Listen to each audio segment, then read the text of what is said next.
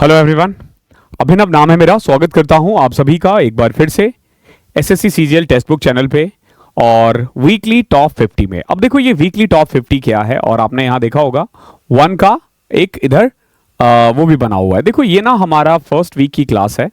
मैं बताता हूँ इसमें हम करते क्या हैं। तो जो बच्चे भी नए हैं, आपको पता होगा हमारी ना एक सीरीज चलती है। हर रोज सुबह 8 से 9 ना हमारा एक मॉक होता है। 9 से 10 हो रहा है अभी इस वीक, अगले वीक से वो 8 से 9 हो जाएगा। 8 to 9 ना हम हर रोज एक मॉक करवाते हैं। ध्यान रखना ये मॉक होता है, प्रीवियस ईयर पेपर नहीं, यानी फ्रेश मॉक्स होते हैं। इसमें कुछ पेपर मॉडरेट्स होते हैं, कुछ डिफिकल्ट्स होते हैं, कुछ इजी होते हैं। Okay, Monday to Friday regular होता है। उसमें से ना हर शिफ्ट में हम कुछ अच्छे अच्छे क्वेश्चंस उठाते हैं। हर शिफ्ट से मतलब 5 दिन में 5 क्वेश्चन, जैसे 5 शिफ्ट से उठाया। उसके अलावा हमारा एक टेलीग्राम चैनल है जैसे मैथ्स बाय अभिनव राजपूत, और इसी पे ना आपको एक लिंक मिल जाएगा ड्रॉप बॉक्स का। ठीक है, ड्रॉप बॉक्स एक और हमारा टेलीग्राम ग्रुप है। उसमें ना कोई भी बच्चा इमेज भेज सकता है। आप देखोगे आगे वाली क्लासेस में हमने डायरेक्ट इमेजेस लेकर, और अगर क्वेश्चंस अच्छे हैं तो हम उनका सॉल्यूशन यहां पे करवाते हैं। ये जो 50 क्वेश्चंस है ना, इनका लेवल आप कह सकते हो कि मॉडरेट टू डिफिकल्ट है। इजी क्वेश्चंस मैं खुद ही नहीं लेता, फिर भी इक्का दुक्का हो सकता है कि इजी क्वेश्चन हो लेकिन कंसेप्चुअल है तो हम उसको ले लेते हैं।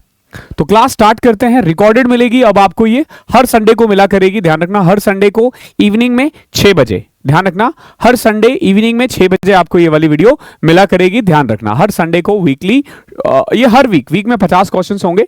ठीक है, और ये धीरे धीरे बढ़ता रहेगा, और ये 50 क्वेश्चंस बहुत ही बेहतरीन होंगे। इनका जो एनोटेड पीडीएफ है ये आपको हमारे टेलीग्राम चैनल पे मिल जाएगा, मैथ्स बाय अभिनव राजपूत पे। ओके, तो स्टार्ट करते हैं। देखते हैं आज का पहला क्वेश्चन क्या है।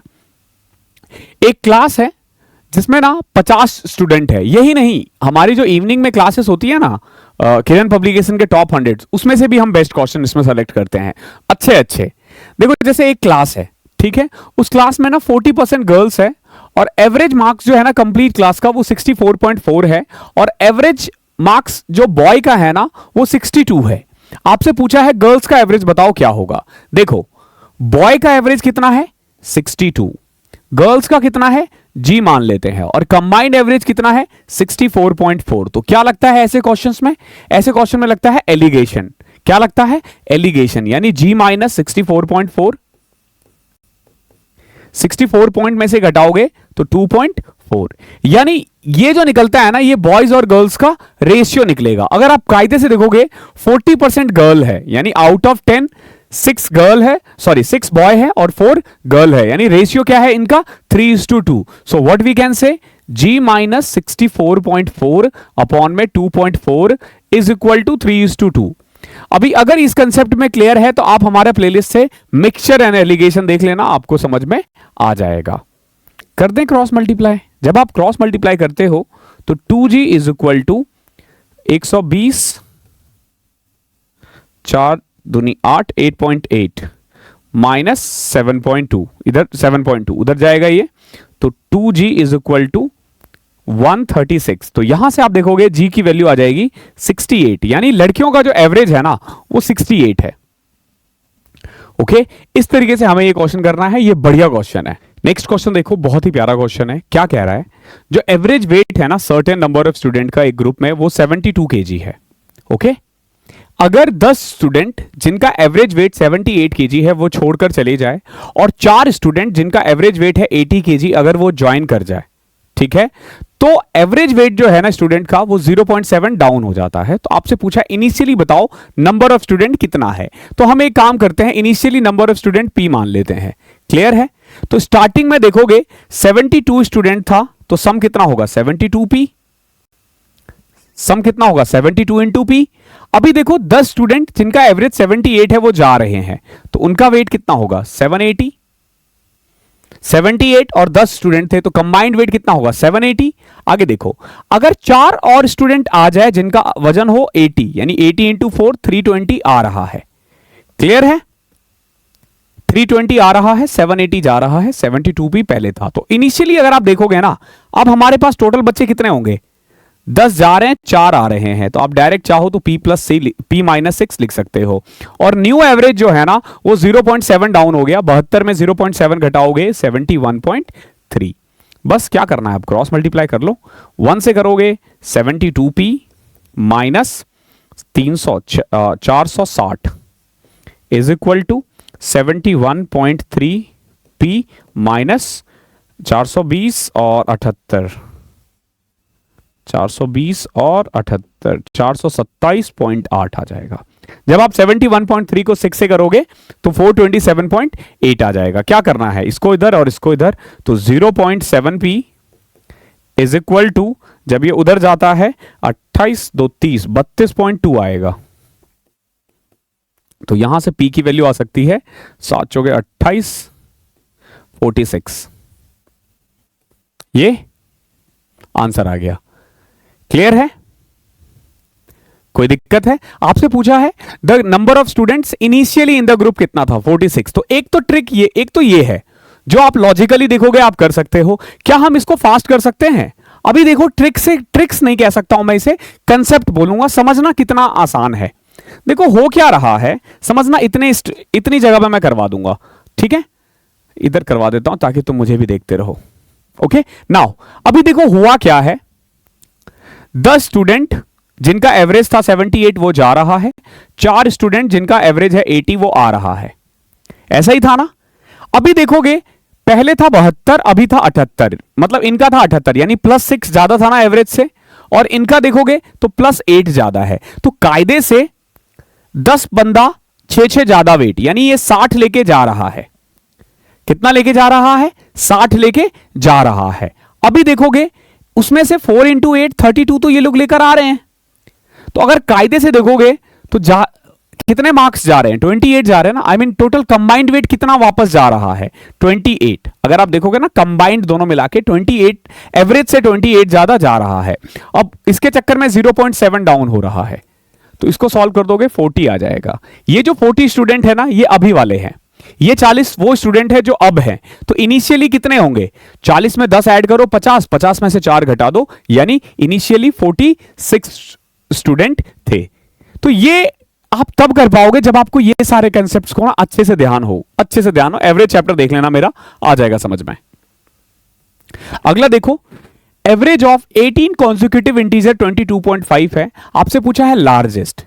एक देखो 18 कॉन्जिक्यूटिव का मतलब ये हुआ, देखो पहले तो इसको दो पार्ट में डिवाइड किया करो, 9 और 9, 9 इस तरफ 9 इस तरफ। जब हम एवरेज की बात करेंगे ना तो 8 + 9, ठीक है, 10 + अदर 8। समझ में आया? यानी एवरेज जो होगा ना वो 9th और 10th के बीच में होगा, 9th और 10th के बीच में होगा। तो कितना दे रखा है? 22.5, यानी 9th नंबर है 22वां और 10th नंबर है 23। क्लियर है? यानी ये जो नंबर है ना वो 9 और 10 के बीच में है। तो 9th नंबर 22, 23, तभी तो बीच में 22.5 आया ना। अभी देखो इससे अगर 8 ऐड कर दोगे ना तो सबसे बड़ा नंबर आ जाएगा, और अगर 8 घटा दोगे तो सबसे छोटा नंबर आ जाएगा। तो आपसे पूछा क्या है? आपसे पूछा है लार्जेस्ट अमॉन्ग ऑल दोज, तो 31 है। सबसे बड़ा क्या है? 31 है, और 31 ही इसका आंसर है। नेक्स्ट क्वेश्चन देखो, एक 10 डिजिट नंबर है जो बेसिकली 88 के टेबल में आता है। आपसे पूछा है 7x - 9y की वैल्यू बताओ क्या होगी for largest possible value of x। x की वैल्यू हमें लार्जेस्ट लेनी है, यानी मैक्सिमम पॉसिबल वैल्यू लेनी है जो आप ले सकते हो, जो आप ले सकते हो। देखो अगर कोई नंबर 88 के टेबल में आता है ना तो वो 8 के टेबल में भी आएगा और 11 के टेबल में भी आएगा। ये तो बहुत सिंपल सा लॉजिक है। एक और चीज ध्यान रखना, ये जब आप वीडियो देख रहे हो तो मैं एक्सपेक्ट कर रहा हूं कि आपका बेसिक्स क्लियर है। नहीं भी क्लियर है तो एक बार देखोगे धीरे धीरे आपको समझ में आ जाएगा। तो कुछ क्वेश्चंस फंसोगे आप, ठीक है, कुछ क्वेश्चंस में तो फंसोगे जो बिगिनर होगा वो, लेकिन जो बंदा बढ़िया है, जिसने एक बार क्लासेस कर रखी है, जो रिपीटर्स हैं, उनके लिए तो बेस्ट है ये। देखो 3y2, 8 के लिए चेक करने के लिए आखिरी का जो 3 डिजिट है ना, आखिरी का जो 3 डिजिट है वो 8 के टेबल में आना चाहिए। तो इसको अगर देखो 8 से मैं डिवाइड करूं, पहले एक काम करते हैं, y की वैल्यू 0 पुट करते हैं। तो 8 3 = 24, 6 2 तो नहीं आ रहा 8 के टेबल में, तो 0 नहीं पुट कर सकते। क्या मैं 1 पुट कर सकता हूं? फिर 8 3 = 27, हाँ 1 पुट कर सकता हूं। तो y की एक वैल्यू तो 1 पॉसिबल है। एक चीज हमेशा ध्यान रखना, y अगर आखिरी के 3 में से बीच वाले पे है ना, तो अगर 1 पे सेटिस्फाई कर रहा है ना, तो अगला वाला नंबर 5 भी लेना है और अगला वाला 9 भी लेना है। ठीक है, चार चार ऐड करते रहो, यानी y की जब तीन वैल्यू पॉसिबल है 1, 5 और 9, अगर मान लो ये y यहां पे होता ना, तो जो भी पहली वैल्यू आती ना उसमें हम दो दो ऐड करते, और यहां पे जो भी वैल्यू आएगी ना हम उसमें 8 8 ऐड करते, ध्यान रखना 8 8। तो अगर 1 है तो 9 होगा, 1 अदरवाइज 2 है तो 2 ही रहेगा, 3 है तो 3 रहेगा, 1 और 9 अदरवाइज बाकी सब सेम रहेगा। तो y की तीन वैल्यू पॉसिबल है। जब हमने 8 का चेक किया तब हमें पता चला। आगे देखो, जब आप 11 चेक करोगे तब क्या होगा, नंबर क्या था 4 1 8 3 x 8 3 3 y और 2। क्लियर है? क्लियर है यहां तक? 2 मिनट रुक जाओ यार, फोकस में प्रॉब्लम आ रही है। अभी ठीक है। अभी देखो 4 8 12 15 15 प्लस x प्लस y और difference of 1 plus 3 4 plus 8 12 plus 3 15 plus 2 17। This should be either 0 या 11 या 22। आई मीन 11 के टेबल में आना चाहिए। कंसेप्ट तो यही कहता है ना। आगे देखो, नाउ x के बदले हमें मैक्सिमम वैल्यू रखनी है। सबसे पहले x plus y minus 2 is equal to 0 11 22। So x plus y is equal to either 2 13 और 24। तो 24 को तो रिजेक्ट कर दो, क्यों? क्योंकि एक्स वाई सिंगल डिजिट है, तो ये या तो 2 होगा या 13 होगा। अभी देखो 2 नहीं रख सकते, क्योंकि y की वैल्यू 1 पुट करोगे तो x की वैल्यू भी 1 आ जाएगी, बट वो मैक्सिमम वैल्यू तो पॉसिबल है नहीं, तो 2 भी कटा दो, यानी x plus y should be equal to 13 होना चाहिए। अभी अगर मैं y की वैल्यू 1 पुट कर दूं तो x की वैल्यू 12 आएगी। क्या 12 हो सकती है? नहीं हो सकती। ओके, एसएससी के पेपर में भले ही दे दिया था, बट प्रैक्टिकली पॉसिबल नहीं है, तो 1 वाला भी कैंसिल आउट हो जाएगा। ठीक है, y की वैल्यू हम फिर 1 नहीं रख सकते। 5 और 9, देखो जब मैं y की वैल्यू 5 रखता हूं ना तो x की वैल्यू 8 आएगी। देखो जब मैं y की वैल्यू 5 रखता हूं तो x की वैल्यू 8 आएगी, और जब मैं y की वैल्यू 9 रखता हूं ना तो x की वैल्यू 4 आएगी। बट इस क्वेश्चन में सब साफ साफ बोला गया है हमें largest possible value of x लेना है, यानी ये वाला लेना है, ना कि ये वाला। यानी y की वैल्यू 5 है, x की वैल्यू 8 है। क्या पूछा आपसे? आपसे पूछा 7x माइनस 9y। 7x यानी 7 इंटू 8 56, 9y यानी 9 5 45। ये 11 के इक्वल है। बढ़िया क्वेश्चन था ये। दो सर्कल है, रेडियस कितना है 15 और 12, दोनों P और Q पे इंटरसेक्ट हो रहे हैं। ठीक है, ध्यान रखना, दोनों P और Q पे इंटरसेक्ट हो रहे हैं।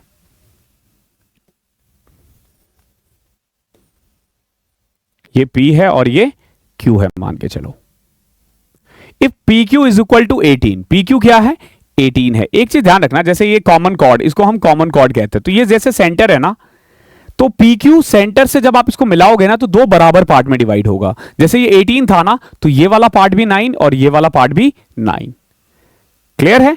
आगे देखो, डिस्टेंस बिटवीन देयर सेंटर जो है ना वो x है, यानी अगर मान लो मैंने इसका नाम O1 दे दिया और इसका नाम मैंने O2 दे दिया, तो O1 OT का जो डिस्टेंस है ना वो x है, और हमें x ही निकालना है। और क्या दे रखा था? रेडियस दे रखा था 15 और 12। ओके, इसका मतलब यह है कि हमारे पास रेडियस है, ये एक 15 है और एक 12 है। एक चीज ध्यान रखना, ये 90 डिग्री का एंगल है। ओके, अगर ये 15 है ये 9 है तो ये कितना आ जाएगा? आप बोलोगे सर ये तो 12 आ जाएगा। सॉरी 12 नहीं, 12, हाँ 12 आ जाएगा। 12 और 9 का पाइथागोरस ट्रिपलेट 15 होता है। ठीक है, अब हमें ये वाला पार्ट और निकालना है, तो ये कैसे निकालोगे? देखो सिंपल सी बात है, ये 90 डिग्री एंगल बना रहा है, तो ये वाला जो पॉइंट है, फॉर एग्जांपल इसका नाम मैं C दे देता हूं, CO डैश, तो CO डैश क्या हो जाएगा, या CO2 क्या हो जाएगा? PO2 का होल स्क्वायर 144 माइनस 9 का स्क्वायर 81, तो अंडर रूट 63 आ रहा है CO2। तो CO2 जो है ना अप्रॉक्स 8 से थोड़ा कम 7.9 मान लेते हैं। ये 7.9 है और ये वाला 12 है, तो ऐड कर दो 12 प्लस 7.9, 19.9 इज योर आंसर। आपसे x पूछा था, 19.9 आएगा इसका आंसर। बेहतरीन क्वेश्चन था, सारे क्वेश्चंस बेहतरीन होंगे। x plus y plus z दे रखा है, आपको इसकी वैल्यू निकालनी है। एक चीज ध्यान रखना, कभी भी इस टाइप का क्वेश्चन आए आप इनकी कोई भी वैल्यू पुट कर सकते हो, बस आपको श्योर करना है कि डिनोमिनेटर 0 ना हो। क्या करो, किसी एक को 0 पुट कर दो। फॉर एग्जांपल z को मैंने 0 पुट कर दिया, अभी देखो x plus y is equal to 0 आ जाएगा, तो उस केस में अगर मैंने x की वैल्यू 1 रखी तो y की वैल्यू भी -1 आ जाएगी, यानी x1 y -1 और z 0। हमें निकालना क्या था, x square y square z square, जहां जहां z है हटा दो, यानी हमें निकालना है x square plus y square upon में वाई स्क्वायर। एक्स स्क्वायर भी 1, वाई स्क्वायर भी 1, वाई स्क्वायर भी 1, तो 1 प्लस 1 2, 2 अपॉन में 1, 2 इज योर आंसर। ओके, ये वैल्यू पुट करके आराम से हो जाएगा, इसमें कोई रॉकेट साइंस नहीं है, इजी क्वेश्चन है ये। आगे देखो, मैंने बोला था सारे क्वेश्चंस अच्छे मिलेंगे आपको, सारे ही क्वेश्चंस अच्छे मिलेंगे। A sum of 6540 was to be divided among A, B, C, D in the ratio 3, 4, 5, 8. But it was divided in the ratio 1/3, 1/4, 1/5, 1/8 by mistake. तो आपसे पूछा एज अ रिजल्ट क्या हुआ इनमें से क्या हुआ। देखो, एक्चुअल जो रेशियो है ना, जो करेक्ट रेशियो है ना, वो है 3, 4, 5, 8। ठीक है, 8, 5, 13, 4, 17, 8, 5, 13, 4, 17, 3, 20। यानी अगर मान लो 20 रुपए है ना, तो इस रेशियो में बंटना चाहिए। ठीक है, फॉर एग्जाम्पल अगर मान लो मुझे 6540 को बांटना हो, किसमें, ए में, बी में, सी में और डी में, तो करेक्टली जो करेक्ट वाला है ना, वो इस रेशियो में बांटना चाहिए हमें। तो 20 से डिवाइड करोगे 327 आ जाएगा, यानी ए को मिलना चाहिए था 981, 1200, 1300, 8, 327, 15, 1635 और 3 8 24, 2616। यानी एक्चुअली में इतने इतने पैसे मिलने चाहिए थे एबीसीडी को, इतने इतने पैसे मिलने चाहिए थे, बट गलती से किस रेशियो में बट गया, गलती से बट गया 1/3 रेशियो 1/4 रेशियो 1/5 रेशियो 1/8। क्लियर है। पहले तो इसको हम नॉर्मल रेशियो में कन्वर्ट करेंगे, कैसे, 3, 4, 5 और 8 का एलसीएम ले लो। जैसे 4 और 8 का एलसीएम तो 8 ही रहेगा, 8 5 का 40, 43 120, तो सबको 120 से मल्टीप्लाई कर दो, तो ये रेशियो बन जाएगा 120 को 3 से किया 40, 30, 24 और 15, ये रेशियो बन गया। यानी अब हम काम करेंगे 6540 को इस रेशियो में बांटेंगे, 70, 90, 94, 5, 99, 109। अगर 109 रुपए है तो इस रेशियो में बटेगा, यानी कि जब बांट दोगे 6540 को रॉन्गली जो रेशियो में बांटा गया ना, वो इस रेशियो में बांटा गया 40, 30, 24 और 15। ठीक है, साफ साफ दिख रहा है कि इन दोनों को ज्यादा मिल रहा है, ए और बी को ज्यादा मिल रहा है एज कंपेयर टू सी और डी। ठीक है, जबकि होना उल्टा चाहिए था, सबसे ज्यादा डी को मिलना चाहिए था, जबकि सबसे कम डी को ही मिल रहा है। तो यहां जहां जहां मोर है, देखो ए मोर बी मोर, तो ए और बी लिखने की जरूरत ही नहीं है, क्योंकि ए और बी को साफ साफ दिख रहा है। नहीं, ए रिसीव नहीं, ठीक है ठीक है ठीक है, मोर तो हो ही सकता है, लेस नहीं हो सकता। चलो पैसा ही बांट के देख लेते हैं ना। 109, 6 इंटू 4, ए को मिला 2400, बी को मिला 1800, सी को मिला 1440 और डी को मिला 900। यानी कायदे से अगर आप देखते हो ना, तो ए को ज्यादा मिला है, कितना, कुछ 1400, 14 9 23, 1419 रुपए। ए रिसीव 1456, गलत। बी को ज्यादा मिला है, कितना, 492, गलत। सी को 200 या 195 रुपए कम मिला है सी को, यह भी गलत है। डी को देखोगे 1716 रुपए कम मिला है, जब आप इसमें से घटाओगे ना 1716 रुपए कम मिला है, तो डी रिसीव 1716 रुपीज लेस, तो ये करेक्ट आंसर है। ठीक है, जैसा कि मैंने बताया था सारे ही क्वेश्चंस बेहतरीन होंगे, टाइम लगेगा, थोड़ा पेशेंस से देखते रहना। अगला देखो, 3 men, 4 women and 6 boy together can complete a work in 9 days। 3 आदमी, 4 औरत और 6 बच्चा किसी काम को 9 दिन में कर सकता है।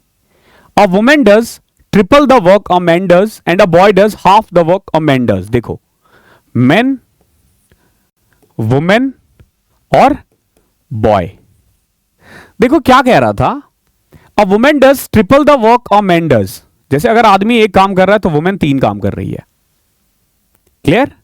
और अ मैन डज, सॉरी, और बॉय जो है ना वो आधा काम करता है मैन से, यानी कि मैन अगर 2 काम कर रहा है तो वुमेन एक काम कर, सॉरी बच्चा एक काम कर रहा है। तो यहां से आप रेशियो निकाल सकते हो। क्या रेशियो आ जाएगा? बॉयज की एफिशिएंसी 1, मेन की 2 और वुमेन की 6। यानी एक बच्चा एक काम करता है, एक आदमी 2 काम करता है, एक औरत 6 काम करती है। अभी देखो क्या था, 3 main 4 women and 6 boy can complete a work in 9 days। तो पूछा है इसी काम को करने के लिए हाउ मेनी वुमेन, मान लो P वुमेन कितने दिन में, आई मीन 3 दिन में इसको पूरा करने के लिए हमें कितने वुमेन की रिक्वायरमेंट होंगी। तो हमें P की वैल्यू निकालनी है। ओके सबसे पहले देखो 3 आदमी यानी एक दिन में 2 काम तो 6 काम, 4 वुमेन यानी एक दिन में 24 काम, 6 बच्चा यानी एक दिन में 6 काम, इनटू में 9 is equal to P into women की वैल्यू कितनी है 6 है, ध्यान रखना, इंटू में 3। अभी देखो 3 से कटा 3, फिर 3 से कटा 2। सो व्हाट वी कैन से 24 6 30 से 36, P is equal to 36/2। P की वैल्यू 18 आ जाएगा। यानी वी नीड एटलीस्ट 18 वुमेन, ठीक है, एटलीस्ट नहीं 18 ही औरत चाहिए हमें एक दिन में काम को फिनिश करने के लिए। बढ़िया क्वेश्चन था ये भी। अगला देखो, 3 numbers are such that if the average of any of the two is added to the third number, the sum obtained are this। पहले मैं ना आपको इसको पूरा एक्सप्लेनेशन बताता हूं, फिर मैं डायरेक्ट बता दूंगा। जैसे हमें ना एवरेज निकालना है ओरिजिनल 3 नंबर का, तो कुछ नहीं करना होता है, समझो कंसेप्ट क्या है, फिर बाद में ऐसे क्वेश्चंस कभी भी आएंगे ना आप आराम से कर लोगे। देखो ये क्या कह रहा है, 3 नंबर है such that average of any 2 of them is added to the third number. यानी मान लो A B C 3 नंबर है, तो अगर मैं A में B और C का एवरेज को ऐड कर दूं ना, तो वो बन जाता है 188। तो क्या मैं इसको लिख सकता हूं 2A plus B plus C is equal to 188। आप बोलोगे हाँ सर बिल्कुल लिख सकते हो। तो ये देखो ये पहला इक्वेशन आ गया। फिर अगला वाला जो आएगा ना, देखो जैसे यहां 2A है ना, तो एक में आ जाएगा 2B plus C plus A is equal to, sorry 188 into में 2 आएगा। ओके अगला वाला जो आएगा ना वो कुछ ये आएगा 184 इंटू 2, और अगला वाला जो आएगा ना वो आएगा 2C A plus B is equal to 192 into 2। ये मैंने सिंपल मैथमेटिक्स लगाया है और कुछ नहीं किया है। बार बार इक्वेशन लिखने से अच्छा है एक बार लिख दो, बट आपको एग्जाम में वो भी नहीं करना है। जब आप इनको ऐड कर दोगे ना, जैसे देखो 2A A यानी 4A plus 4B plus 4C is equal to, इन सब में 2 कॉमन है, यानी 188 प्लस 184 प्लस 192। तो कायदे से अगर आप देखते हो तो A plus B plus C जो आएगा ना, 4 इधर आके डिवाइड, यानी हाफ ऑफ 188 प्लस 184 प्लस 192। यानी हमने क्या किया है, A plus B plus C add करने के लिए ना इन तीनों को ऐड करके 2 से डिवाइड कर दिया है, यही तो किया है ना। तो A plus B plus C क्या आ जाएगा, इनका सम डिवाइडेड बाय 2। या तो सम करके डिवाइड करो या फिर यहीं से डिवाइड कर दो। क्या आ जाएगा 18 तिया 54, 540, 548, 552, 564 बटे में 2।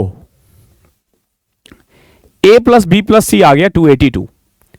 यानी कि अगर मैं इन तीनों को ऐड करके 2 से डिवाइड कर दूं ना, तो A plus B plus C आ जाएगा। ये सब आप अगली बार आपको करने की जरूरत नहीं पड़ेगी, क्योंकि आपको पता है कि ये ऐसे काम करता है। और ऐसे एक ही क्वेश्चन है, A plus B plus C आ गया, अब हमें इसका एवरेज निकालना है, तो 3 से डिवाइड कर दो, 3 नंबर 27, 3 चौके 12, 94 इज योर आंसर। इजी है? इजी तो नहीं है, लेंदी है। अच्छे अच्छे क्वेश्चंस ही मिलेंगे आपको यहां पे। अगला देखो, जो बैटिंग एवरेज है ना 27 इनिंग का एक क्रिकेट प्लेयर का, वो 47 रन है। His highest score in an inning exceeds his lowest score by 157 run. If these 2 innings are excluded, the average score of the remaining 25 inning is 42. हम deviation method का use करेंगे। देखो कैसे, 27 inning में जो एवरेज था ना वो था 47। और अगर मैं 2 इनिंग को छोड़ दूं ना, तो बचे हुए 25 इनिंग में जो इसका एवरेज था ना वो था 42। क्या मैं इन 2 का एवरेज निकाल सकता हूं? क्या मैं इन 2 का एवरेज निकाल सकता हूं? तो उससे सम आ जाएगा। उससे क्या आ जाएगा? सम आ जाएगा। अब दे क्या रखा है, जो हाईएस्ट है ना वो लोवेस्ट से 157 ज्यादा है, यानी हाईएस्ट माइनस लोवेस्ट 157 दे रखा है। हमसे पूछा है हाईएस्ट की वैल्यू बताओ कितनी होगी। देखो 27 मैच का एवरेज 47 है, आप मल्टीप्लाई करके ये घटा के भी कर सकते हो, मतलब इसको मल्टीप्लाई कर दिया, ये घटा दिया, दो का सम आ जाएगा, आप आराम से कर सकते हो। अगर आप डेविएशन यूज करना चाहो तो ये देखो 42 है, ये 5 ज्यादा है, 25 इंटू 5 125, ठीक है, सॉरी ये -5 है, तो -125 हो जाएगा, तो ये आ जाएगा +125 यानी +62.5। तो इसका जो एवरेज आएगा ना 47 + 62 कितना होता है 109.5 आ जाएगा। यानी ये जो बचे हुए दो नंबर है ना उनका एवरेज है 109.5। तो सम कितना होगा, डबल कर दें 219। क्लियर है, 219। अभी देखो कभी भी a - b a + b आ जाए, आपको a निकालना है यानी बड़ा वाला निकालना है, तो ऐड करके 2 से डिवाइड कर दो, 376, हाँ 376/2 ये हाईएस्ट आ जाएगा। और लोवेस्ट निकालना हो तो इनका डिफरेंस देख लो कितना है, 43 9 52 10 62/2, यानी ये लोवेस्ट है ये हाईएस्ट है, तो ये आ गया 18 8 यानी 188। बढ़िया क्वेश्चन है, बवाल क्वेश्चन है सारे के सारे। एक और देखो, जो एवरेज मंथली सैलरी है ना एक वर्कर का एक फैक्ट्री में 6000, ये सारे मॉक से उठाए गए हैं, पेपर देख सकते हो कि कहां कहां से है ये। अच्छा, ये किरण पब्लिकेशन से उठाए गए हैं क्वेश्चंस, जो हम लोग रात में एवरेज की क्लास करते हैं ना उनमें से है ये क्वेश्चन। कुछ क्वेश्चंस मॉक से है, मिक्स्ड मिलेंगे आपको आगे चल के, जैसे देखो ये अलग अलग मॉक्स के हैं, ठीक है। देन आपको एंड में दिखेंगे ये जो बच्चों के डाउट्स है, सीधा क्वेश्चन पूछा हुआ है, देख रहे हो, हमने डायरेक्ट क्वेश्चंस ऐड कर दिए हैं, डायरेक्ट क्वेश्चंस, जो सीधा क्वेश्चंस, टाइप वाइप की भी झंझट नहीं रखी है, हालांकि मैं एक्सप्लेन कर दूंगा अच्छे से। ओहो, इसका क्लैरिटी डाउन हो रहा है, देख रहे हो ना। तो आप भी ऐसे क्वेश्चंस पूछ सकते हो, अभी तो नहीं बट आगे चल के मैं इसको टाइप करवाना स्टार्ट कर दूंगा, क्योंकि अच्छे अच्छे क्वेश्चंस होते हैं ये सारे। आगे देखो, average salary, average monthly salary of a worker in a factory is 6000। देखो जो वर्कर्स का एवरेज सैलरी है वो 6000 है, 100 टेक्नीशियन का 12000 है और नॉन टेक्नीशियन का 4000 है। देखो टोटल 100 टेक्नीशियन है, इनका मंथली सैलरी कितना है 12000, और नॉन टेक्नीशियन का कितना है 6000, सॉरी 4000, और कंबाइंड कितना है 6000। तो यहां से क्या निकल सकता है एवरेज, सॉरी यहां से रेशियो निकल जाएगा 2000 और 6000, यानी कि टेक्नीशियन और नॉन टेक्नीशियन का रेशियो आया है 2000 6000 यानी 1:3, यानी अगर ये 1 है तो ये 3 है। अब खुद देखो 1 दे रखा है तो 3 की वैल्यू कितनी आएगी 300, नॉन टेक्नीशियन 300 है। क्या पूछा आपसे, आपसे नंबर ऑफ वर्कर्स पूछे हैं, तो चाहे टेक्नीशियन हो या नॉन टेक्नीशियन हो, वर्कर तो दोनों ही है, तो 300 + 100 400 इज योर आंसर। क्लियर है, आई होप क्लियर होगा। क्वेश्चन नंबर 14 देखो, there are 44 mangoes, 121 bananas and 11 apple. ये बहुत आसान क्वेश्चन है बट कंसेप्चुअल अच्छा है, इसीलिए मैंने इसको ऐड किया है। देखो क्या कह रहा है, हमारे पास ना 44 मैंगोज है, 121 बनानास है और 11 एप्पल्स है। They have to be arranged in several rows in such a way that every row contains equal number of fruits and each row contains fruit of one type।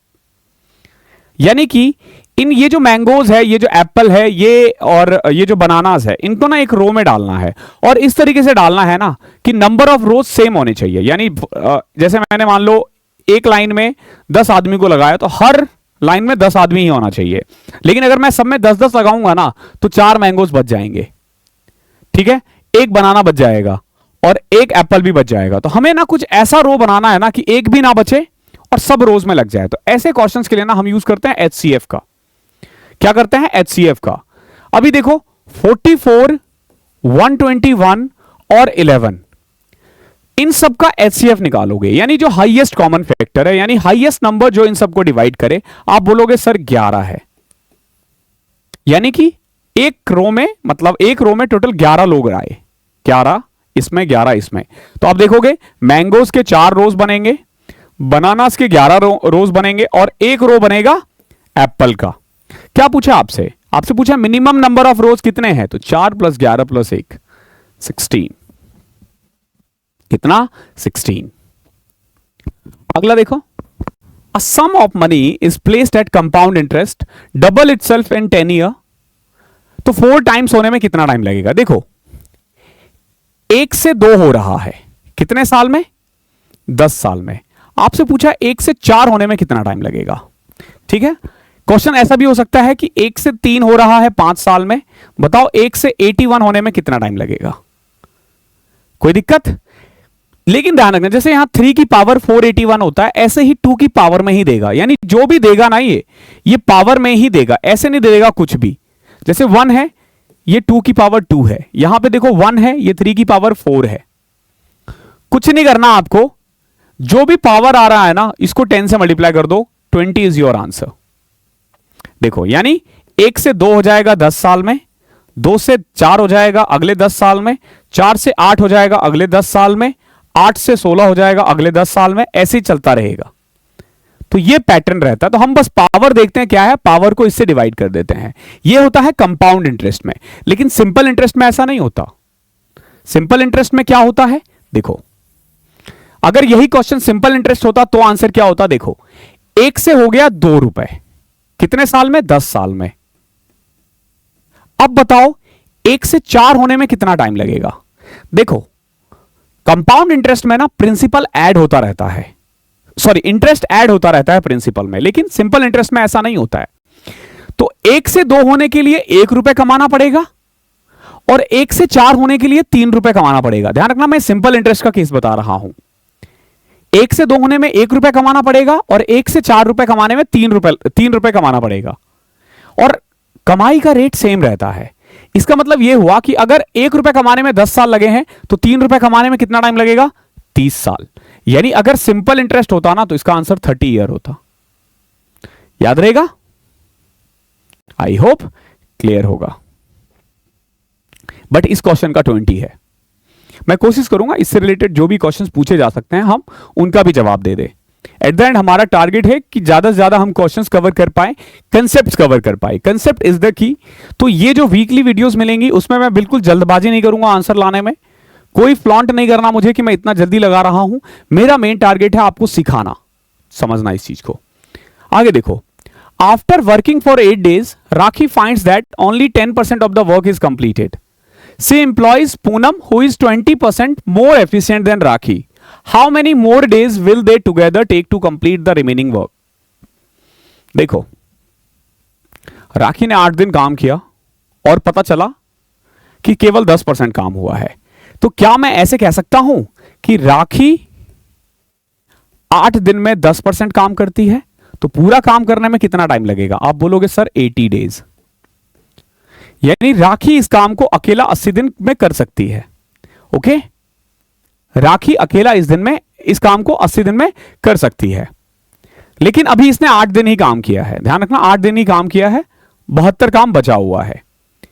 अभी देखो इसके अलावा ना हमारा मेन काम है टोटल वर्क निकालना। अगला काम है हमारा टोटल वर्क निकालना। जब हमें कुछ नहीं दे रखा हो कि इसने इतने दिन लिया, इसने इतने दिन लिया, तो हम क्या करते हैं, हम मान लेते हैं कि राखी 1 दिन में 1 काम कर रही है, तो 80 दिन में कितना काम करेगी वो? 80 काम। ये 80 क्या है? ये 80 क्या है? Total work. ओके, अभी देखोगे 80 में से 8 दिन में इसने 8 काम कर लिया है, यानी 72 काम बचा हुआ है। अब इस काम को करने के लिए 72 काम करने के लिए इसने ना पूनम को हायर किया, और पूनम जो है ना राखी से 20% ज्यादा एफिशिएंट है। यानी कि राखी अगर 1 काम कर रही है तो पूनम 1.2 काम कर रही है। अभी देखो राखी और पूनम जब मिलकर काम करेंगे ना तो टोटल काम होगा 2.2। कितना? 2.2। काम कितना है? 72। करने वाले 2.2, पॉइंट हटाया 0 लगाया, यानी 360/11। 2 से कट करोगे तो ये रहा, यानी 360/11 दिन और लगेगा इस काम को फिनिश होने में। अगर आपसे टोटल पूछा जाता तो हम इस काम में 8 और ऐड कर देते, क्योंकि 8 दिन पहले भी तो काम हुआ है ना। दोनों ही पूछा जा सकता है, ठीक है। अब यह भी आ सकता है कि यह बताओ कि पूनम इस काम को करने में कितना टाइम लगाएगी। देखो टोटल काम है 80 और पूनम 1 दिन में 1.2 काम कर रही है, तो पूनम को लगेगा 4 से कट करोगे 200/3 दिन। यानी इस क्वेश्चन में जितना चीज पूछा जा सकता था मैंने सब कुछ बता दिया आपको। ठीक है, कि राखी अकेला 80 दिन में कर रही है, राखी और पूनम, ये भी हो सकता है कि राखी और पूनम मिलकर कितना दिन लगेगा लगाएंगे, तो 80 बटा में 2.2 करते हैं उस केस में। ओके, अब आप कुछ भी निकाल सकते हो, अब आप कुछ भी निकाल सकते हो। आई होप क्लियर है। देखो वीडियो को एंड तक देखना, बहुत कुछ सीख के जाओगे, बहुत कुछ सीख के जाओगे। और जब देखते हो ना तो कुछ आपका फर्ज होता है, जब आप लाइक करते हो, जब आप कमेंट करते हो, तो यूट्यूब का एल्गोरिदम ऐसा है ना कि वो इनडायरेक्टली हेल्प करता है हमें। आप देखोगे जब आप मेरी पेड क्लास में आओगे ना तो मैं कमेंट के लिए ना मना करता हूं, क्योंकि वहां पे ना आई नो कि कमेंट्स इनडायरेक्टली बच्चों को अफेक्ट करती है, जैसे कि सर कैसे हो, क्या हो, मैं अवॉइड करवाता हूं।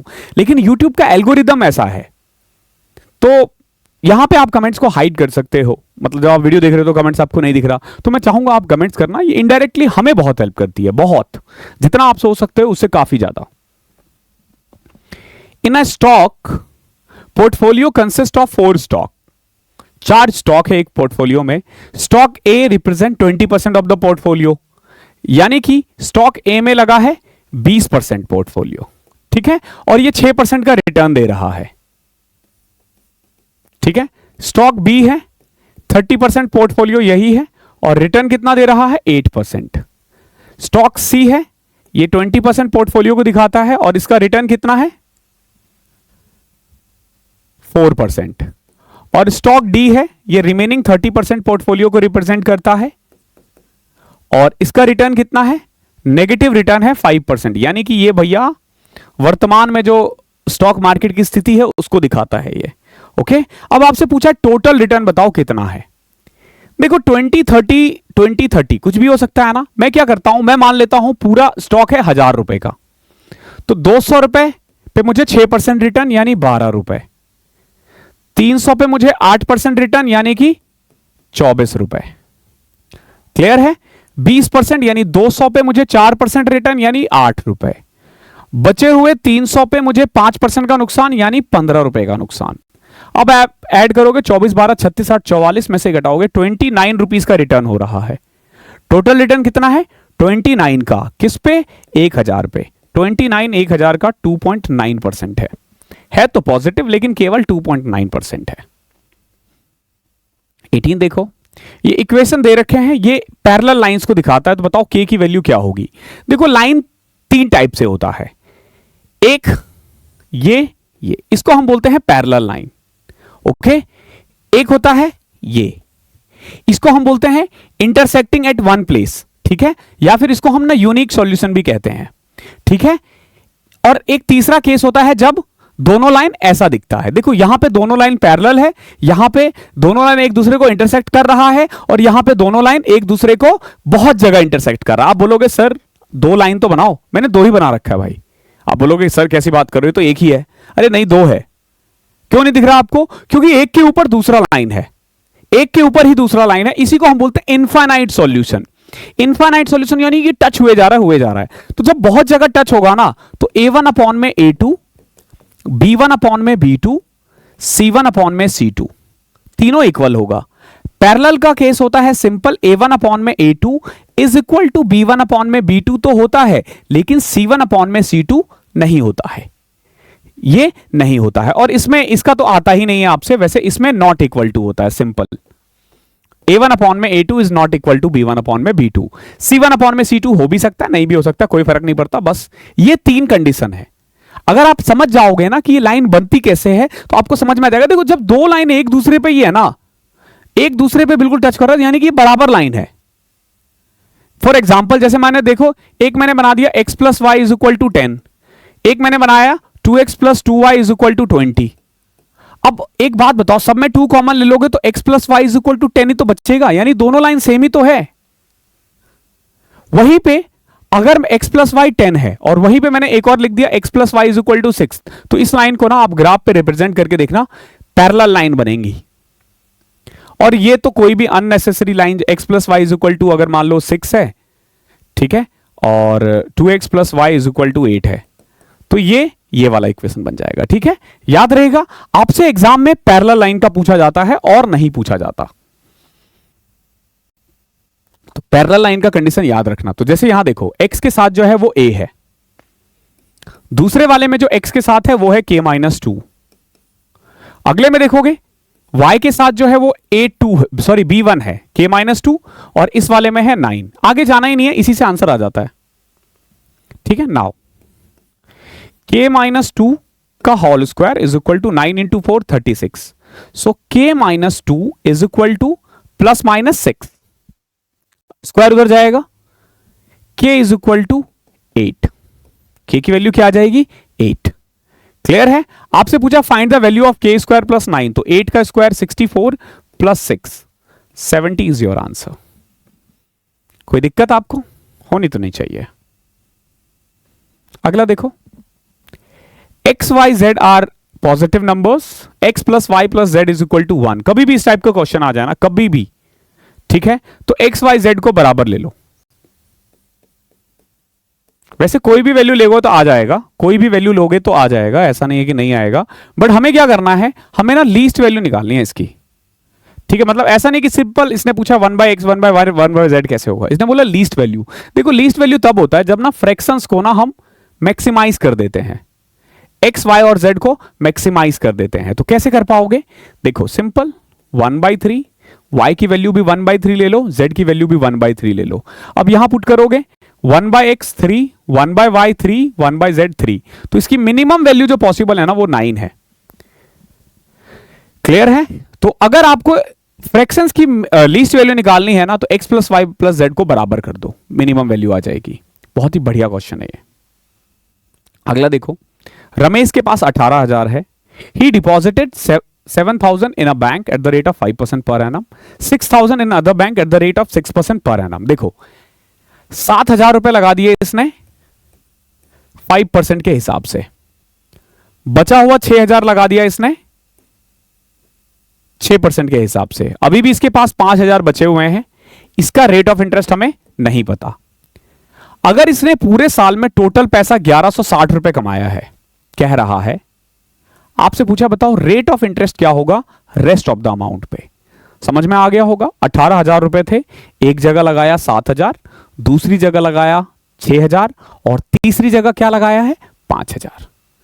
पहले पे 5% कमा रहा है, दूसरे पे 6% कमा रहा है, तीसरे पे कितना कमा रहा है, यानी रेट ऑफ इंटरेस्ट क्या वही निकालना है। अभी देखो टोटल कमाई जो है ना वो 1,160 रुपए है, 7,000 पे 5% 350 रुपए, 6,000 का 6% 360 रुपए, यानी 710 रुपए तो इन्होंने यहीं से दो कमाया, यानी इससे कमाया होगा 450 रुपए। इन तीनों का सम 1160 होना चाहिए, तो 710 घटा दोगे तो 450 आ जाएगा। अब एक बात बताओ, 450 5,000 का कितना परसेंट है, निकाल दोगे 9% आएगा। 450 5,000 का कितना परसेंट है, इसको सॉल्व करोगे 9% आ जाएगा। क्लियर? इजी था।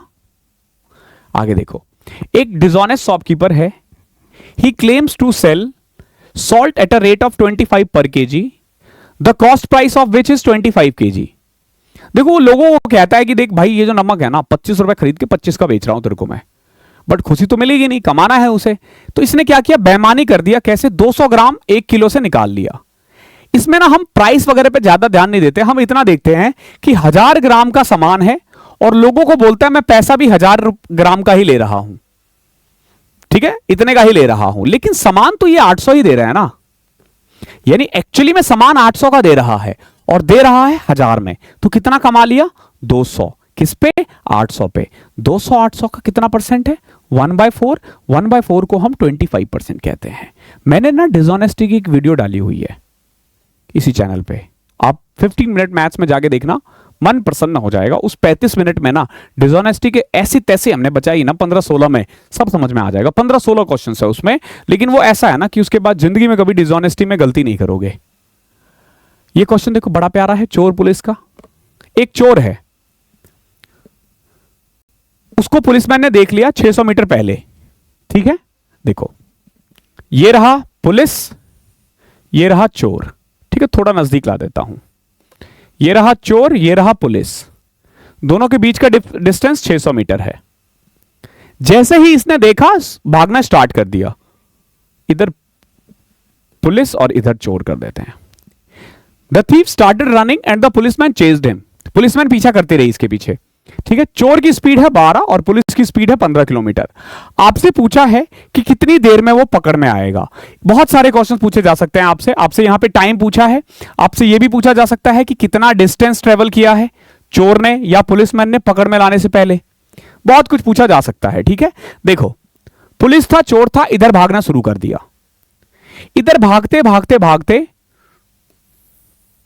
यहां तक पहुंची होगी, चोर को यहीं पे पुलिस ने धर पकड़ा, ले भाई आ गया मेरे शिकंजे में। कायदे से देखोगे तो पुलिस यहां था, चोर यहां था, पुलिस यहां था, चोर यहां था, लेकिन पकड़ में यहां पे आया। ठीक है, पकड़ में यहां आया तो चोर ने इतना डिस्टेंस ट्रेवल किया है और पुलिस ने इतना डिस्टेंस ट्रेवल किया। ऑब्वियस सी बात है, पुलिस को ज्यादा करना पड़ेगा क्योंकि चोर पहले से 600 मीटर भागी हुई थी। तो अगर आप देखोगे ना, पहला काम है कितने मिनट में पकड़ में आया, तो सबसे पहले इनके बीच का डिस्टेंस कितना था, 600 मीटर। 600 मीटर कितना, 600 मीटर। और क्योंकि दोनों एक ही डायरेक्शन में भाग रहे थे, ऑब्वियस सी बात है पकड़ में आएगा तो एक ही डायरेक्शन में, तो 12 और 15, तो इनका स्पीड का डिफरेंस कितना है, रिलेटिव स्पीड होगा 3 किलोमीटर पर आवर। इसका मतलब यह हुआ कि हर एक घंटे में ना इनके बीच का डिस्टेंस 3 किलोमीटर कम हो जाएगा। हर एक घंटे में इनके बीच का डिस्टेंस 3 किलोमीटर कम हो जाएगा। बट डिस्टेंस तो केवल 600 मीटर था ना, 600 मीटर को मैं 0.6 लिख सकता हूं, 0.6 किलोमीटर। तो कट करके आ जाएगा 1/5 आवर। 1/5 आवर का मतलब है 12 मिनट, यानी कि 12 मिनट बाद, 12 मिनट बाद चोर की गुद्दी पुलिस के हाथों में होगी। ये गुद्दी हमारे दिल्ली विल्ली में चलता है। ओके, तो गुद्दी पकड़ ली चोर की पुलिस ने, कितनी देर में, 12 मिनट में। एक सवाल तो ये पूछेगा, तो कुछ नहीं करना, क्या डिस्टेंस दे रखा है, कितना डिफरेंस है, और स्पीड का डिफरेंस को डिवाइड कर दोगे। ध्यान रखना, अगर ऊपर किलोमीटर है, सॉरी नीचे किलोमीटर पर आवर है तो ऊपर मीटर कर दो। नहीं तो दूसरा केस क्या था कि अगर आपने 600 मीटर लिखा है ना, नीचे स्पीड था 3 किलोमीटर पर आवर डिफरेंस, इसको मीटर पर सेकंड में कन्वर्ट कर दो। 40 इंटू में 18, 720 सेकेंड्स, और 720 सेकेंड भी तो वही हुआ ना, 720 सेकेंड भी 12 मिनट ही हुआ। मर्जी आपकी कैसे करना है। तो एक सवाल तो ये है। अब दूसरा ये बताओ कि पुलिस ने चोर को पकड़ने से पहले वो कितना भागा है। तो अब बस ये देखो कि 12 मिनट में पकड़ लिया, और चोर की स्पीड, सॉरी पुलिस की स्पीड थी 12 किलोमीटर। 12 की स्पीड से ये 12 मिनट में कितना चल पाएगा, 2.4 किलोमीटर। कितना, 2.4 किलोमीटर, यानी कि ये वाला जो डिस्टेंस है ना वो 2.4 किलोमीटर है। अगर ये पूरा 2.4 है, ये 600 था, तो चोर कितना भागा होगा, 1.8 किलोमीटर। आप ऐसे भी निकाल सकते हो, या आप ऐसे देख सकते हो कि 12 मिनट में, सॉरी 15 था इसकी स्पीड, 2.4 तो ये होगा यार, चोर भागा है 2.4 किलोमीटर। तो ठीक है, पुलिस कितना भागा होगा, देखो 15 किलोमीटर पर आवर की स्पीड से 12 मिनट में 3 किलोमीटर, यानी पुलिस कितना भागा है, 3 किलोमीटर। तो पकड़ में आने से पहले चोर 2.4 किलोमीटर भागा था और पुलिस 3 किलोमीटर। ये चीजें ध्यान रखना। मैंने ये इसलिए एक्स्ट्रा एक्सप्लेन किया है क्योंकि इससे 3 क्वेश्चंस पूछे जाते हैं और मैंने तीनों आपको बता दिया। ओके, लीनियर रेस भी आएगा, don't worry, linear race, circular race, इसमें सब आ जाएगा, सब कुछ आ जाएगा। मैं बोल रहा हूं ना, वीक में एक वीडियो आएगी, और ऐसी वीडियो आएगी ना, वीक में आपने जितने भी मॉक्स, हमारे रोज मॉक होते हैं, ध्यान रखना। इस वीक तो मेरे maths by Abhinav Rajput channel पे हो रहा है, बट नेक्स्ट वीक से हम लोग इसी चैनल पे ले आएंगे इसको। ठीक है, मैं चाह रहा हूं अकेडमिक सारी क्लासेस एक जगह ही हो, इससे क्या ना बच्चों को घूमना नहीं पड़ेगा। अब जैसे ये देखो, एक ट्रक है, it cover 315 kilometre at a certain speed. अगर स्पीड को डिक्रीज कर दूं 18 किलोमीटर, तो ये 2 घंटे ज्यादा लेती है सेम डिस्टेंस को ट्रेवल करने में। तो आपसे पूछा ओरिजिनल स्पीड का 85/5/7% कितना होगा, 600/7% कितना होगा। अब बोलोगे सर स्पीड का परसेंटेज तो बाद में निकाल पाएंगे, पहले स्पीड तो बताओ क्या होगा। अक्सर ये क्वेश्चन आएगा, क्या बोलेगा वो आपसे, एक ट्रक है, इसको इतना किलोमीटर जाना है, अगर वो अपनी स्पीड को 10 किलोमीटर कम कर देता तो इतना टाइम ज्यादा लगता, अगर स्पीड को 20 किलोमीटर बढ़ा देता तो इतना टाइम कम लगता। ऐसे बहुत सारे पूछे जा सकते हैं। तो इसमें ना एक फॉर्मूला यूज होता है, क्या formula, distance is equal to speed 1 into speed 2 into change in time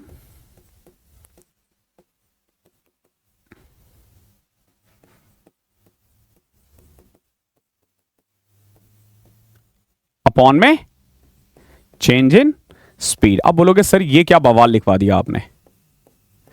देखो क्या बवाल है और तुरंत इससे आंसर आ जाएगा। डिस्टेंस कितना दे रखा है क्वेश्चन में, 315 किलोमीटर। स्पीड 1 और स्पीड 2 नहीं दे रखा। मान लेते हैं स्पीड 1 ए है, तो स्पीड 2 कितना है। स्पीड 2 निकल जाएगा कैसे, ये कह रहा है कि अगर स्पीड को 18 किलोमीटर कम कर दिया जाए तो जो स्पीड 2 होगी ना वो ए से 18 कम होगी। अब एक बात बताओ, स्पीड में कितना चेंज हुआ है, 18 ना। पॉजिटिव नेगेटिव को इग्नोर करना। चेंज इन स्पीड कितना हुआ है, 18 ना, तो 18 लिख दिया। इनटू में टाइम कितना बचा था, 2 घंटा। कितना बचा था, 2 घंटा। ठीक है, तो 315 kilometre is equal to a minus 18 upon में 18 इंटू 2। सिंपल, 2 से कट किया 9। So a square minus 18a is equal to 3 number 27, 2835। अब सारी महाभारत आ जाएगी आप लोगों को ना इसके फैक्टर निकालने में। ठीक है, ये आपको करना पड़ेगा। तो इधर आएगा तो माइनस 18 2835 इज इक्वल टू 0। अब देखो 2835 का आप फैक्टर कैसे निकाल सकते हो। एक तो 9 के टेबल में आ रहा है, तो 9 तिया 27, 315। फिर 9 से किया तो 9 तिया 27, 45। फिर 5 7 जा, तो 9 बचे 45, 9 7 जा 63। तो दो फैक्टर बन रहे हैं, माइनस 63 प्लस 35। क्लियर है, माइनस 63 प्लस 35। ए स्क्वायर के साथ कुछ नहीं है, एक ही दो वैल्यू आ रही है, एक 63 और एक माइनस 35। स्पीड नेगेटिव नहीं होती तो रिजेक्ट कर दो। यानी स्पीड की वैल्यू कितनी आ गई, 63। अगर सिर्फ स्पीड पूछा जाता तो 63, बट आपसे पूछा गया है इसका 85 5/7%, यानी इसका 600/7%। 700 कर दें, परसेंटेज निकालने के लिए डिवाइड भी तो करते हैं ना। 0 0 7 से कट किया 9, 9 6 54। ओके, बहुत ही बवाल क्वेश्चन है। It's not an easy question at all. बढ़िया क्वेश्चन है, कैलकुलेशन होता है। ऐसे और भी बहुत मिलेंगे। ABC एक ट्राइंगल है, F और E जो है ना पॉइंट है साइड AB और AC पे, इस तरीके से कि FE जो है ना वो पैरेलल है BC से। देखो एक ट्राइंगल है A, B और C। क्लियर है, एक ट्राइंगल है हमारे पास A, B और C। F और E देखो, और ये क्लासेस ना रिकॉर्डेड होगी। रिकॉर्डेड का मेन मकसद यही है कि मैं ना क्वेश्चंस को थोड़ा सा आपके कम टाइम में करवा दूं और ज्यादा एक्सप्लेन कर दूं, रेदर देन कि मैं आपके ना छोटे छोटे कमेंट्स पढ़ूं। रिकॉर्डेड में क्या होगा ना कि मैं अच्छे से एक्सप्लेन कर पाऊंगा टाइम लेकर। अभी देखो AB और AC पे ना दो पॉइंट है F और E,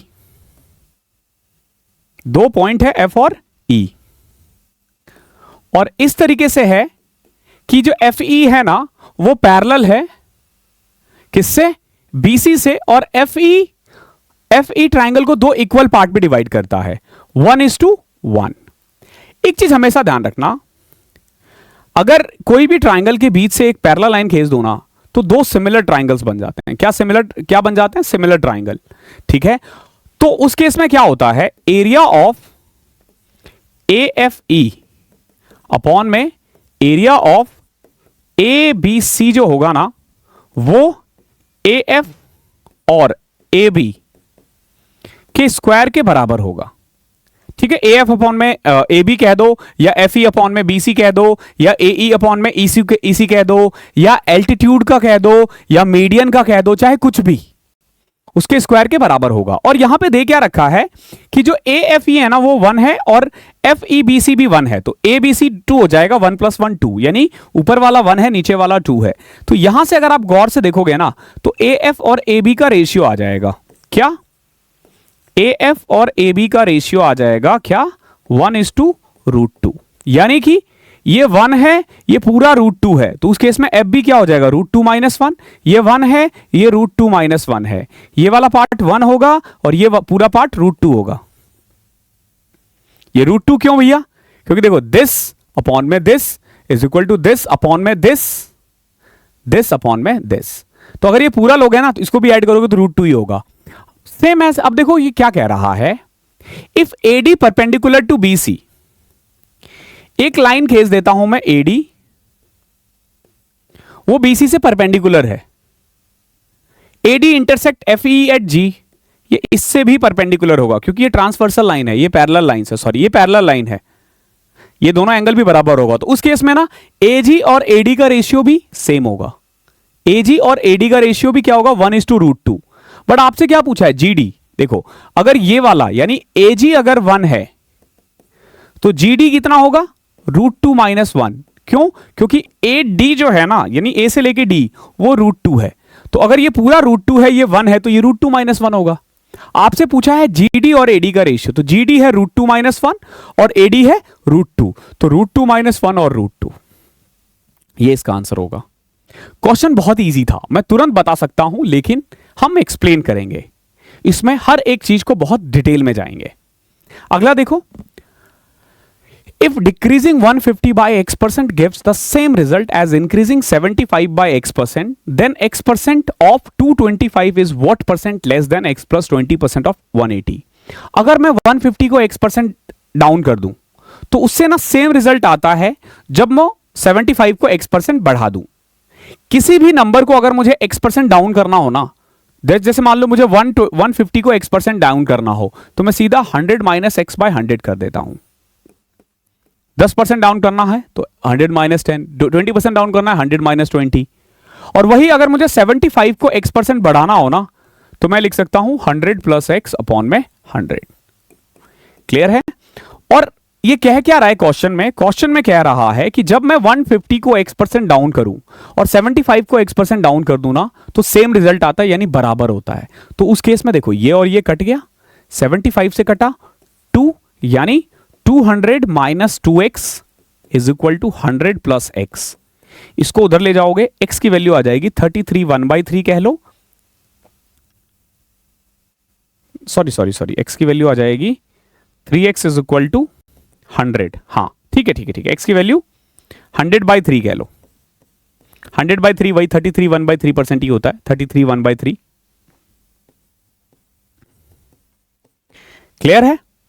अभी देखो आपसे क्या पूछा है, x की वैल्यू निकाल दी हमने, आपसे पूछा है देन x% ऑफ 225 का 33 1/3% कितना होता है, सीधा निकाल दो 75, यानी 75 is what percent less than, 75 is what percent less than x plus 20% of 180।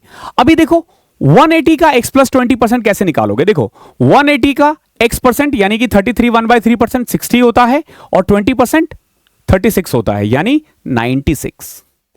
आपसे पूछा है 75 is what percent less than 96, 75 96 से 21 कम है, सो 21 is 96, 21 is what percent of 96, तो 25 24, 250 500 525 अपॉन में 24, 24 दूनी 48, 45, 24 से कम 21 समथिंग आ रहा है। ठीक है, 3 से कट रहा था यहां, 3 से कट रहा है, 3 एकम 3 3 7 21, 3 175 अपॉन में 8, इससे भी हो जाएगा 21 7/8, ये इसका आंसर है। बढ़िया क्वेश्चन है।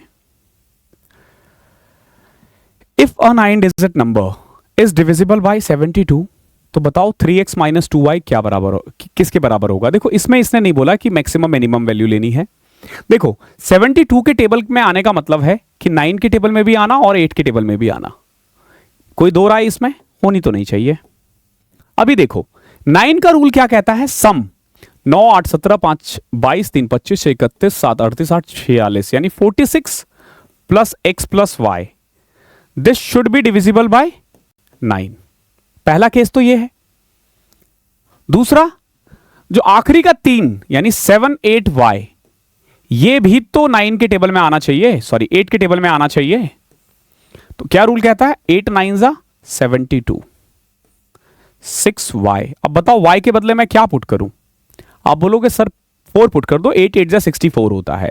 तो इस केस में y की वैल्यू 4 आ गई है, यहां पुट कर देते हैं 4, यानी 50 plus x should be divide by 9। x के बदले क्या रखूं मैं, यानी 50 में ऐसा क्या ऐड करूं कि 9 के टेबल में आ जाए। ध्यान रखना वो सिंगल डिजिट होना चाहिए। आप बोलोगे सर x के बदले भी 4 रख दो, यानी x भी 4 y भी 4। क्या पूछा आपसे? 3x minus 2y। 3x यानी 3 4 जा 12, 2y यानी 2 4 जा 8, 12 minus 8 4। 4 is your answer. I hope यहां तक क्लियर होगा। मैं 2 मिनट का रेस्ट लेता हूं, फिर आता हूं। नेक्स्ट क्वेश्चन देखते हैं, बड़ा अच्छा क्वेश्चन है। देखो क्या कह रहा है, जो एवरेज है ना 12 नंबर का वो 52 है। Average of last 5 number is 50, first 4 number का 54, sixth number 6 less than the fifth है। देखो 12 नंबर का एवरेज है 52, तो आप सबका सम निकाल सकते हो। कितना आ जाएगा? 520 और 104, 624।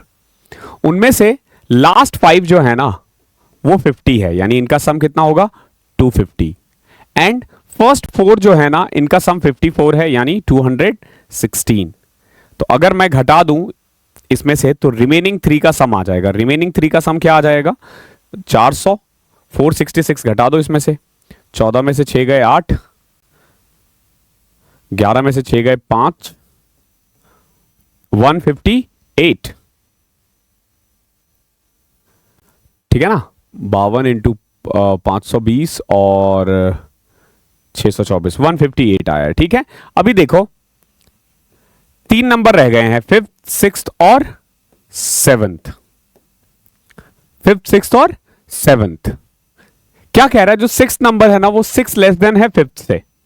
6th नंबर जो है यानी P है, ये 5 से 6 कम है, यानी 5 जो होगा वो P प्लस 6 होगा। और 7th नंबर से 5 कम है, तो 7th नंबर P प्लस 5 होगा। So indirectly what we can say? We can say sum of all these, यानी कि 3p plus 11 is equal to कितना है? 158 जो हमने निकाला था। यहां से p की वैल्यू 49 आ जाएगी। p की वैल्यू कितनी आ जाएगी? 49। यहां पुट करोगे 55, यहां पुट करोगे 54। 55 और 54 का एवरेज, आपसे यही तो पूछा था ना, 5th और 7th का एवरेज। 5th और 7th का एवरेज 54.5 आ जाएगा। नेक्स्ट क्वेश्चन देखो, x plus y plus z दे रखा है 19, x square plus y square plus z square दे रखा है, x z is equal to y square दे रखा है, और हमें निकालना है 2z प्लस एक्स का। देखो एक तरीका है कि आप वैल्यू पुट कर दो। ठीक है, फॉर एग्जाम्पल जैसे वैल्यू जो आ रही है ना इस क्वेश्चन में वो आ रही है 9, 4 और 6। ठीक है, but most of the time ऐसी वैल्यू आप नहीं पुट कर पाओगे। Trust me, most of the time आप ऐसी वैल्यू पुट नहीं कर पाओगे। तो देखो दे क्या रखा है यहाँ पे, x z is equal to y square है ना, तो हम क्या करेंगे यहां से, देखो इस वाले इक्वेशन से एक्स प्लस जेड को 19 माइनस वाई के इक्वल रखेंगे।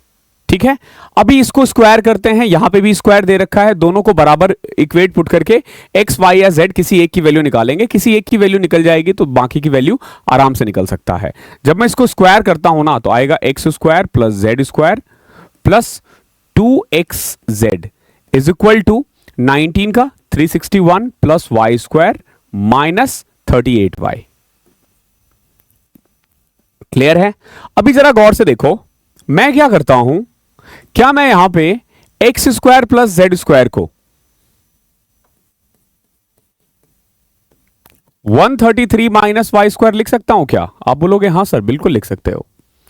तो यहां पे मैं क्या करता हूं, 133 माइनस वाई स्क्वायर प्लस में डबल ऑफ, क्या मैं एक्स जेड को वाई स्क्वायर लिख सकता हूं? आप बोलोगे हां सर आप ये भी कर सकते हो, is equal to 361 plus y square minus 38y। अब जरा गौर से देखो, 2y square minus y square cancel out हो जाएगा, सारा वाई स्क्वायर, ये इधर आके 38y बचेगा, और इधर आके 361 में से घटाओगे, 11 में से 3 गए 8, 5 में से 3 गए 2, और 3 में से 1 गए 2, 228। y की वैल्यू आ गई 6, यहां से y की वैल्यू 6 आ गई है। ठीक है, पहला काम था आपका y की वैल्यू निकालना। ठीक है, आपसे पूछा भी यही गया है 2z प्लस एक्स किसके इक्वल होगा, वैसे y का नहीं पूछा है। अब देखो xz इज इक्वल टू क्या हो जाएगा फिर, वाई स्क्वायर यानी 36, और वहां पे देखोगे तो x plus z is equal to 19 minus y यानी 13। क्या अब आप वैल्यू पुट कर सकते हो? अब वैल्यू पुट करना आसान है। फॉर एग्जाम्पल 36 है तो पता है तुम्हें 12 इंटू 3 है, 15 नहीं हो रहा, 9 इंटू 4 है, 9 इंटू 4 36, 9 प्लस 4 13। तो कह सकते हैं x की वैल्यू 9 है, z की वैल्यू 4 है। क्लियर है? x की वैल्यू 9 है, z की वैल्यू 4 है। आपसे क्या पूछा है? 2z plus x. ठीक है, तो देखो कई बार ना ये आगे पीछे भी हो सकता है। फॉर एग्जाम्पल जो अभी हमने जो निकाला है ना उसके अकॉर्डिंग आगे पीछे भी हो सकता है। जैसे x की वैल्यू 4 और z की वैल्यू 9 भी हो सकती है। तो दोनों ही पुट करेंगे, जो सेटिस्फाई करेगा वही आंसर। फॉर एग्जाम्पल पहले वाले में था 2z प्लस एक्स, 2z यानी कि 8 प्लस 9 यानी 17, या फिर हाँ ये वाला वैल्यू पुट करके देखो 2z यानी 8, ये तो वैल्यू, और यहां पुट करोगे तो 2z यानी 18 प्लस 4 22, 17 या 22 दोनों ही हो सकता है। ऑप्शन में केवल 17 है तो 17 को टिक करो और आगे बढ़ो। ये बेहतरीन क्वेश्चन है, इनको ना प्लीज ऐसे हल्के में मत लेना। एक ही क्वेश्चन इजी है, आराम से हो जाएगा, ये अच्छा क्वेश्चन है। A sum amounts to 4014 in 3 year, 6021 in 6 year at a certain rate %। आपसे पूछा है कि अगर हमें इसको कंपाउंडेड ईयरली करना हो तो सम क्या होगा, यानी प्रिंसिपल क्या होगा। कंपाउंड इंटरेस्ट में ना एक खासियत होती है। फॉर एग्जांपल जैसे मान लो मैंने P लगाया है, वो 1 साल बाद A बन गया, 2 साल बाद मान लो 2 साल बाद B बन गया, तो एक्चुअली में जो P और A का रेशियो होगा ना वही A और B का रेशियो होगा। ठीक है, जो P और A का रेशियो होगा वही A और B का रेशियो होगा। अब 1 साल कह लो, या इसको 2 साल 4 साल कह लो, या 3 साल 6 साल कह लो, या 4 साल 8 साल कह लो, चीजें बिल्कुल वैसे ही रहेगी। ठीक है, तो यहां पे देखोगे एक प्रिंसिपल है, वो 4041 बन गया 3 साल बाद, सॉरी 4014 बन गया, और 6 साल बाद 6021 बन गया। ठीक है, तो कायदे से होगा क्या, P अपॉन में 4014 जो होगा ना ये इक्वल होगा 4014 अपॉन में 6021 के। ठीक है, याद रहेगा, ये कट रहा है 2/3, 3 से ये कटेगा, सो P इज इक्वल टू 2676, ये इसका आंसर हो जाएगा। बढ़िया क्वेश्चन था ये भी। After giving 2 successive discount each of x% on the marked price of an article, जो टोटल डिस्काउंट है ना वो 144 है। आपसे पूछा मार्क्ड प्राइस क्या हो सकता है। देखो ऐसे क्वेश्चन में ना हम अप्रोक्सीमेट लेके चलेंगे। ठीक है, अप्रोक्सीमेट लेके चलेंगे। आपको इनमें से जो जो लग रहा है, फॉर एग्जाम्पल जैसे ये देखो 520 रुपए है। ठीक है, इसका पहला डिस्काउंट ही 25% है, 125 से ज्यादा ही, 125 नहीं, इवन 130 रुपए। ये जब घटाओगे ना तो इसका अमाउंट ऑलरेडी 400 से नीचे हो जाएगा, यानी पहला डिस्काउंट ही 125 है और टोटल डिस्काउंट 144 बोला है, यानी कि 25 नहीं हो सकता।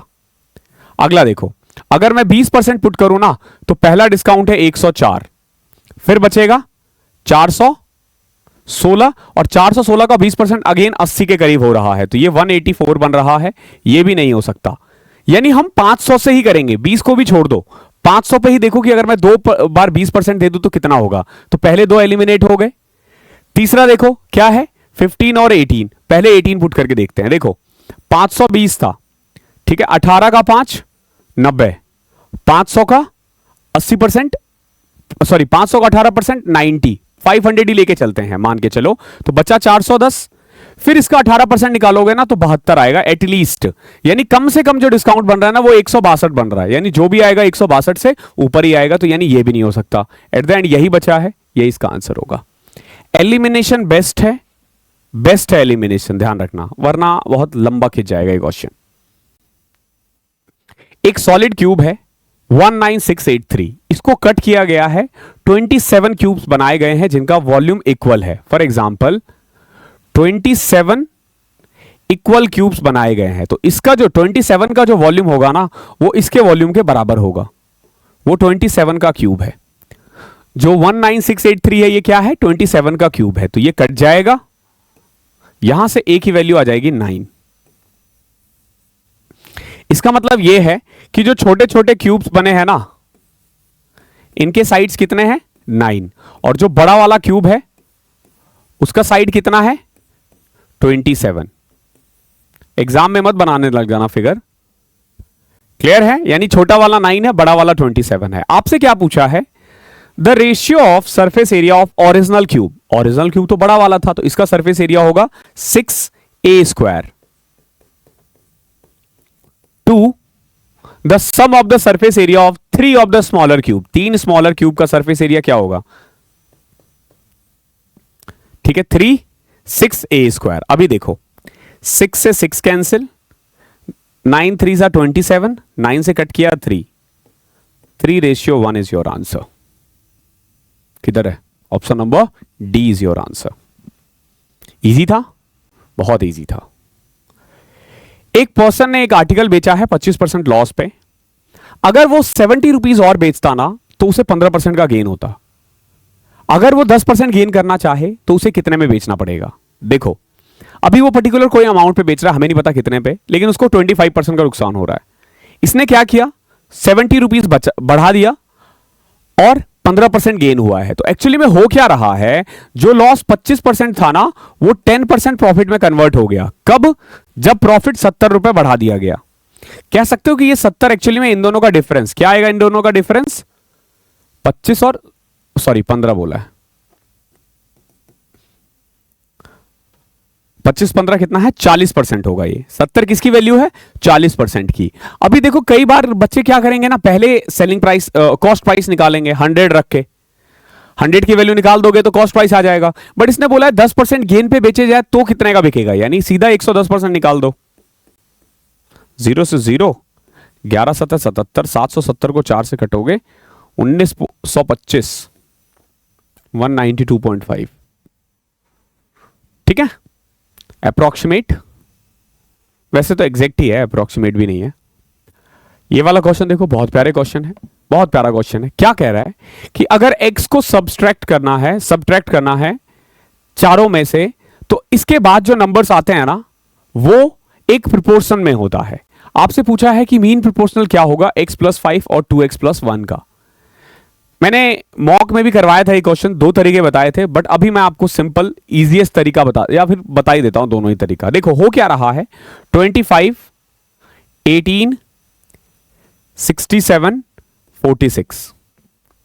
जब मैं इन सब में x घटा देता हूं, जैसे 25 माइनस एक्स कर दिया मैंने, इसको 18 माइनस एक्स कर दिया, इसको मैंने 67 माइनस एक्स कर दिया, और इसको मैंने 46 माइनस एक्स कर दिया, तो होगा क्या? इन दोनों का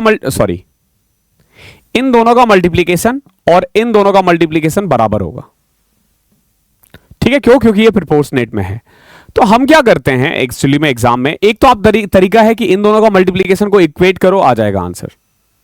दोनों को इक्वेट करोगे आ जाएगा आंसर। एक तरीका क्या होता है जो सीधा, हालांकि ज्यादातर बच्चे ना एग्जाम में मल्टीप्लाई ही कर पाते हैं, तो मल्टीप्लिकेशन वाले पे फोकस करना, क्योंकि मैं वो तरीका तो बता दूंगा लेकिन एग्जाम हॉल में आप यही तरीका अप्लाई करोगे, ये बच्चों की आदत होती है। आई नो, मैं एग्जाम हॉल में बैठा हूं। तो 25 माइनस एक्स इज इंटू में 46 minus x is equal to क्या आ जाएगा? 18 माइनस एक्स और 67 माइनस एक्स। ठीक है, समझना हम लोग क्या करते हैं, मैं ट्रिक बता दूंगा बाद में। अब इसको मल्टीप्लाई करो, 1150, 25 को 40 से किया 1000। हाँ, अब देखो एक बार -25x, एक बार -26x, तो सीधा लिख देता हूं ना -71x प्लस में x²। यहां पे भी देखो 18 इंटू 67 कितना होगा? 1080 में वो ऐड करोगे 1206, 67 8 75 85 -85x प्लस x²। ठीक है, अभी क्या करना है, देखो x² से x² कैंसिल, इसको इधर लेके आओगे 14x बचेगा, और 1206 में से घटाओगे 56 बचेगा। x की वैल्यू सीधे आ जाएगी 4। ओके है, x की वैल्यू कितनी आ गई है? 4। अब आपसे क्या पूछा है? 4 + 5 यानी 9, 4 2 8 + 9, 9 और 9 का मीन प्रोपोर्शनल क्या होगा? तो 9 और 9 का मीन प्रोपोर्शनल तो 9 ही होगा। मीन प्रोपोर्शनल का सिंपल फॉर्मूला होता है a इंटू b का रूट, तो 9 इंटू 9 81, 81 का रूट 9 ही होता है। इस तरीके से कर सकते हो, या जो मैं दूसरा तरीका बताता हूं ना, उसमें हम लोग क्या करते हैं, अगर आप कायदे से देखोगे ना, तो हम ना सीधा ये वाला स्टेप फॉलो करते हैं। देखो कैसे, मैंने क्या लिखा 25, कलर चेंज कर लेता हूं, समझना ये वाला तरीका भी। क्या था 25, 18, 67 और 46। एक बार मैं इन दोनों को मल्टीप्लाई करूंगा, जो आएगा बेसिकली 1150, और एक बार मैं इसे ऐड करूंगा, जो आएगा 71। सेम एज इधर भी करूंगा, जब इनको मल्टीप्लाई करूंगा तो 1206 आएगा, और जब मैं इनको ऐड करूंगा तो 85 आएगा। क्लियर है? अब मैं क्या करता हूं x निकालने के लिए, सिंपल, आप देखोगे जो ये वाला स्टेप है, सॉरी ये वाला जो स्टेप है ना, सीधा हम ये वाला स्टेप लिख देते हैं, ये वाला ना लिख के, बस एक स्टेप काट रहे हैं। देखो यहां पे भी 85 है, यहां पे भी 71 है, यानी कि 85 में से 71, 14 डिवाइड में आ रहा है। यहां पे भी अगर आप गौर से देखोगे ना 14 डिवाइड में ही आ रहा था, और इन दोनों का डिफरेंस 56, सीधा लिख देते हैं, तो सीधा x की वैल्यू 4 आ जाती है। ओके, तरीका यही है, बस स्टेप कट जाता है, थोड़ा सा लॉजिक लग जाता है, और कुछ नहीं है। नेक्स्ट देखो, ये बच्चों के कुछ डाउट्स है, ठीक है, कुछ क्वेश्चंस आपको इजी लगेंगे, कुछ ठीक ठाक लगेंगे, प्लीज इसको एक बार देख लेना, बच्चों ने पूछा है तो हम करवाएंगे। x माइनस वाई 9 दे रखा है, एक्स वाई 7 दे रखा है, और आपसे बोला गया है x की क्यूब माइनस वाई की cube minus 8x plus y का होल स्क्वायर निकालो। सबसे पहले देखो, अगर x माइनस वाई और एक्स वाई दे रखा है ना, तो आपको x की क्यूब माइनस वाई की क्यूब निकालनी पड़ेगी। कैसे निकालोगे? देखो, x की क्यूब माइनस वाई की क्यूब का जो फॉर्मूला होता है ना, वो होता है x minus y x square plus y square minus sorry plus x y. आप बोलोगे सर फिर इसके लिए तो हमें x square plus y square भी चाहिए। बिल्कुल चाहिए, आपको इस क्वेश्चन को सॉल्व करने के लिए x square plus y square भी चाहिए। ठीक है, देखो कैसे निकालोगे, एक्स माइनस वाई दे रखा है, तो अगर मैं x माइनस वाई का होल स्क्वायर कर दूं तो क्या आएगा, x square plus y square minus 2xy। Okay, और x माइनस वाई 9 था, तो 9 का होल स्क्वायर 81 होता है, लिख सकता हूं ना इसको मैं। यहां से देखो एक्स वाई 7 है, तो पुट कर दूं 14 उधर आ जाएगा, x square plus y square आ जाएगा 95। क्लियर है? नाउ सो एक्स की क्यूब माइनस वाई की क्यूब को मैं सीधा लिख सकता हूं 9, x square plus y square कितना था 95, प्लस में एक्स वाई कितना था 7, यानी 102, 9 इंटू में 102। सो इसके बदले तो मैंने लिख दिया 918 माइनस, अब x प्लस वाई भी तो निकालना पड़ेगा ना, अभी तक तो हमने सिर्फ x माइनस ये निकाला ना, x प्लस वाई भी निकालना पड़ेगा। देखो कैसे, x प्लस वाई का होल स्क्वायर क्या होता है, x square plus y square plus 2xy। तो अगर गौर से देखोगे ना, तो x plus y sorry x square plus y square हमने निकाला था, कितना निकाला था 95, प्लस में एक्स वाई कितना है 7, तो 7 2 14, x प्लस वाई का होल स्क्वायर जो है ना वो 109 आ रहा है। क्या आ रहा है? 109 आ रहा है x प्लस वाई का होल स्क्वायर। तो माइनस में 8 इंटू में 109, तो कर दो 918 minus 972 sorry 872, 28 18 46 is your answer. ठीक है, ये तरीका है, बढ़िया क्वेश्चन है ये, बहुत ही बेहतरीन क्वेश्चन है। क्लियर? नेक्स्ट देखते हैं क्या दे रखा है आपको। ये फिगर दे रखा होगा, आपसे पूछा है ए पी बी बताओ कितना होगा, ये वाला एंगल पूछा है, ऑप्शंस नहीं दे रखे हैं, बट मैं आपको ऐसे ही बता देता हूं। देखो ए ओ सी डी के बराबर है, ओ बेसिकली रेडियस है, ठीक है, जैसे अगर ये 1 है तो ये भी 1 है, अगर ए ओ 1 है तो सी बी भी 1 ही होगा। क्लियर है? सॉरी ओ बी भी 1 ही होगा। तो क्या मैं कह सकता हूं कि अगर ये 1 है तो ये 2 है? आप बोलोगे हाँ सर बिल्कुल कह सकते हो। ठीक है, अगर मैं समझो इस चीज को, ये 1 है ये 2 है, इसका मतलब ये भी 1 है ये भी 1 है ये भी 1 है ये भी 1 है, क्योंकि this into this into this बराबर होगा। इसका मतलब ये हुआ कि ये 2 ये भी 2, तो ये एंगल ये एंगल ये एंगल ये इक्विलेटरल ट्रायंगल हो गया ना, तो तीनों एंगल क्या हो जाएगा 60 डिग्री ना, तो ये भी 60 है ये भी 60 है ये भी 60 है। इसने ए पी भी बोला है, तो 60 इज योर आंसर। ठीक है, जो बच्चे ने क्वेश्चन भेजा था उसने इसके साथ आंसर्स नहीं भेजे। ठीक है, हमारे ये ऐप का है, ठीक है, टेक्स्ट बुक पे। अरे टेक्स्ट बुक से बाहर जाना ही नहीं है। अगर कोई बच्चा सिलेक्शन चाहता है, वो टेक्स्ट बुक से बाहर जा रहा है, तो वैसे ही वो दूर जा रहा है, टेक्स्ट बुक जैसा है ही नहीं कोई। आगे आ जाओ। एक दुकानदार प्रत्येक गेहूं पर 250 ग्राम कम देता है और 54% का लाभ अर्जित करता है।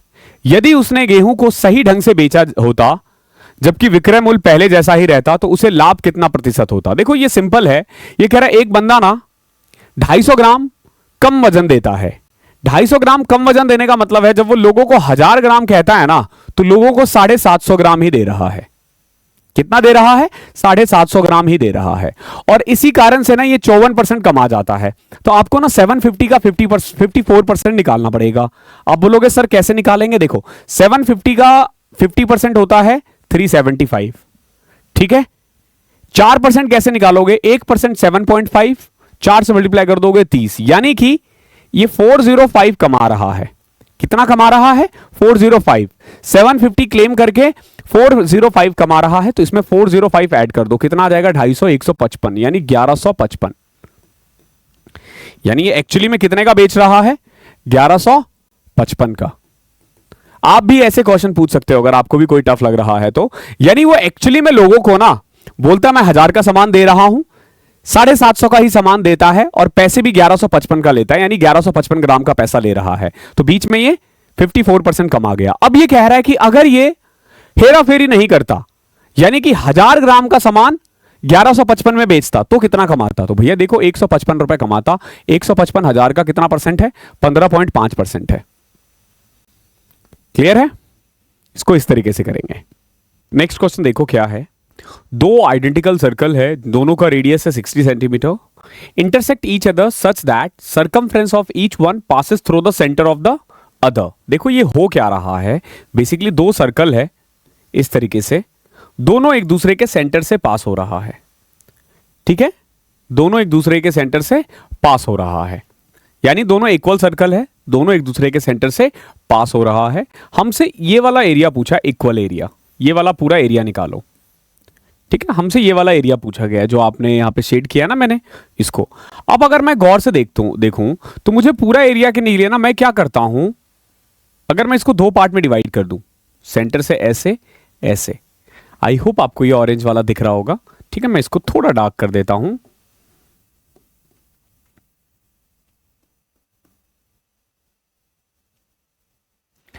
अगर मैं इस वाले सेक्टर से ये ट्रायंगल घटा दूं तो ये वाला पार्ट आ जाएगा ना। मैं क्या कर रहा हूं कि अगर इस वाले सेक्टर से ये वाला ट्रायंगल घटा दूं तो ये वाला आ जाएगा और इसका डबल करते ही आंसर आ गया। अब आप बोलोगे सर हम ट्रायंगल या सेक्टर का एरिया कैसे निकालेंगे? तो अब देखो कायदे से इन्होंने दे क्या क्या रखा है, तो इन्होंने दे रखा है अभी तक रेडियस 30, ओके।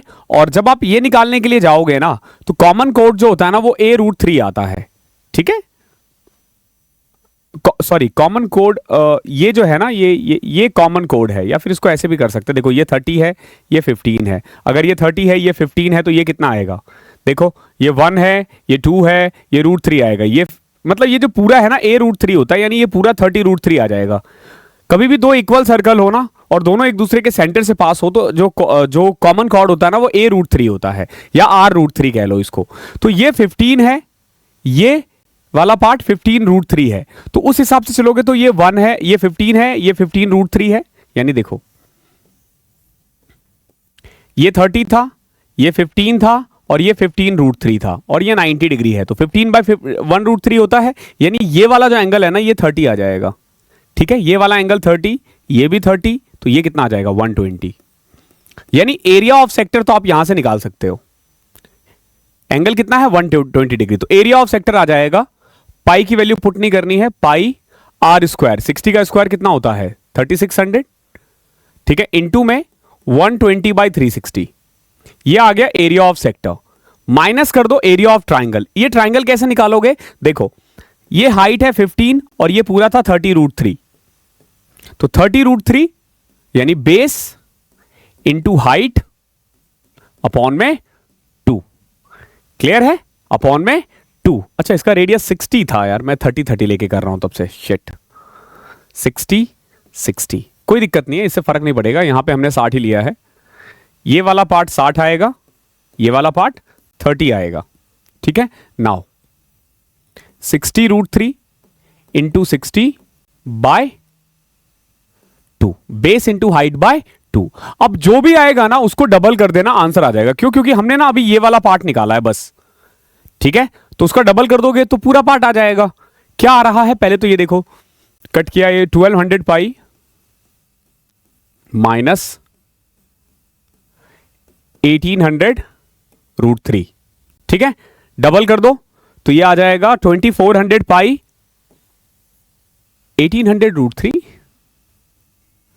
अच्छा सॉरी, हाइट 30 ही था, ठीक है, 900 रूट 3 आएगा। ओके, थोड़ा सा कैलकुलेशन में है, अदरवाइज इसका आंसर आ जाएगा। देखो 1200 पाई माइनस 900 रूट 3, डबल कर देना तो पूरे का एरिया आ जाएगा। अच्छा क्वेश्चन है ये, कैलकुलेटिव भी है थोड़ा सा। आगे देखो, water is flowing through a cylindrical canal with an internal diameter of 7 meter at a speed of 18 kilometre per hour. आपसे पूछा है कि 30 मिनट में कितना पानी बाहर आएगा। आपको कुछ नहीं करना होता है, हाइट के बदले स्पीड पुट कर देना। देखो वॉल्यूम का फॉर्मूला क्या होता है, पाई आर। आर कितना था, 7 मीटर बाई 2, 7 बाई 2 यानी 7/2 7/2, तो ये तो रेडियस हो गया। अब हाइट के बदले स्पीड पुट करोगे, देखो 18 किलोमीटर पर आवर है तो 30 मिनट में कितना होगा, 6 किलोमीटर ना। अब 6 किलोमीटर को मीटर में कन्वर्ट करोगे तो 6000। समझ में आया कितना आसान था? हमने कुछ नहीं किया, हाइट के बदले बस स्पीड पुट कर दिया। हाइट के बदले हमने केवल स्पीड पुट कर दिया। देखो 2 से 2 7 से 7 कटा, 2 से कटा 11, फिर ये 2 से कटा 3, तो 77 इंटू 3000, 210 31 251, 30 मिनट, सॉरी 9 था यार, एक तो ऐसी गलती पता नहीं क्यों हो रही है।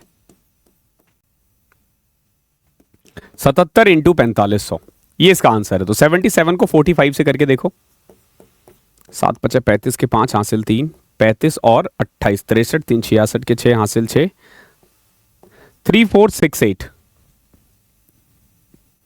सॉरी 3465, ये रहा 346500, ये इसका आंसर हो जाएगा। बढ़िया क्वेश्चन था ये। दालों का विक्रय मूल्य से 12% कम है। जो कॉस्ट प्राइस है ना वो सेलिंग प्राइस से 12% कम है, यानी कि अगर सेलिंग प्राइस 100 है ना तो कॉस्ट प्राइस 88 है, ध्यान रखना। 2 स्पून तौल मशीन का उपयोग करते हुए दुकानदार 25% लाभ अर्जित करता है, यानी कि कुछ हेरा फेरी करता है और वो 25% कमा रहा है। ध्यान रखना 25% कम कमा रहा है जब वो सामान को 100 रुपए में बेच रहा है। अगर वो 100 रुपए में 25% कमा रहा है यानी 100 125 की वैल्यू होगी, तो 100 की कितनी होगी? तो आप बोलोगे सर 80। तो यहां से ना जो एक्चुअल कॉस्ट प्राइस आएगा ना वो 80 आएगा, यानी वो 80 का सामान लोगों को 88 बोलकर 100 में दे रहा है। 80 का सामान लोगों को 88 बोलकर 100 रुपए में दे रहा है। आपसे पूछा है कि जो 2 स्पून मशीन है, यानी जो खराब वाला मशीन है, वो प्रस्तावित की तुलना में कितना अधिक वजन दिखाता है। तो देखो ये जो 88 है ये एक्चुअल से कितना ज्यादा दिखा रहा है, 10%। 88 80 से कितना ज्यादा है, 8 ज्यादा है, 8 80 का 10% है, और यही इसका आंसर होगा। अगला देखो, एक स्फेरिकल बॉल है जिसका डायमीटर है 8 सेंटीमीटर। इसको कट किया गया है 2 इक्वल पार्ट्स में। The curved surface area of one such part has to be painted with green colour while the other part has to be painted with red color. The bases of both the hemisphere are to be painted with the blue color. The cost of painting with blue is 2 centimeter, while the cost of painting the curved surface area is 3 centimeter square. What will be the cost of painting? आपसे पूछा है बताओ total cost कितना आएगा। देखो एक spherical ball था, diameter 8 यानी रेडियस 4 सेंटीमीटर को, जैसे ये डायमीटर है, आई मीन एक स्फेयर है, ओके, इसको 2 पार्ट में डिवाइड कर दिया गया है।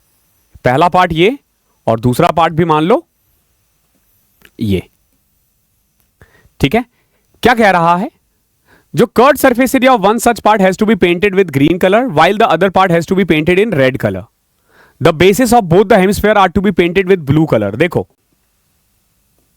ये वाला जो पार्ट है ना, ये वाला पार्ट ये ब्लू होगा, दोनों का ही जो बेस है, while the other part has to be with red color. The curved surface area of one such part has to be painted with green color. एक को ग्रीन में पेंट करना है और एक को रेड में पेंट करना है, ठीक है, इस तरीके से इसने दे रखा है कि ये हमें पेंट करना है। ठीक है, ये वाला पार्ट जो है वो ग्रीन होना चाहिए। ठीक है, ये वाला पार्ट हमें ग्रीन चाहिए। ठीक है, ये वाला पार्ट अपना ब्लू चाहिए और ये वाला पार्ट हमें रेड चाहिए। ओके है, अब बताओ कॉस्ट कितना आएगा। अब आपसे ये जानना चाह रहा है कि बताओ भैया कॉस्ट कितना आएगा। जो कॉस्ट ऑफ पेंटिंग ब्लू है वो 2 सेंटीमीटर है, while cost of painting the curved surface area is 3 centimetre. वही जो कर्ड सरफेस एरिया यानी ये जो ग्रीन और रेड वाला पार्ट है ना, इसका खर्चा 3 है। तो बताओ टोटल खर्चा कितना आएगा। तो सबसे पहले तो ये देखो कि ये जो बेस है ना वो पाई आर स्क्वायर होता है, pi r square pi r square. ठीक है, तो जो बेस वाला एरिया आएगा ना वो 2 पाई आर स्क्वायर आएगा, प्लस में ये बेस वाला है। ठीक है, जिसका कॉस्ट कितना है 2 रुपीज। और जो ग्रीन वाला पार्ट है ना उसका कॉस्ट आ रहा है 3, चाहे ग्रीन हो या फिर रेड हो। और इसका एरिया क्या होगा, तो बेसिकली ये इक्वल होगा curved surface area of sphere के, आधा यहां आधा इधर। और curved surface area of sphere होता है 4 पाई आर स्क्वायर। कितना, 4 पाई आर स्क्वायर। ओके, क्योंकि मैंने दोनों को ही ऐड कर दिया, दोनों का कॉस्ट सेम है तो 4 पाई आर स्क्वायर कह लो। तो कुल मिला के आप देखोगे तो 4 पाई आर स्क्वायर प्लस में 12 pi r square, 12 plus 4 16 pi r square is your answer.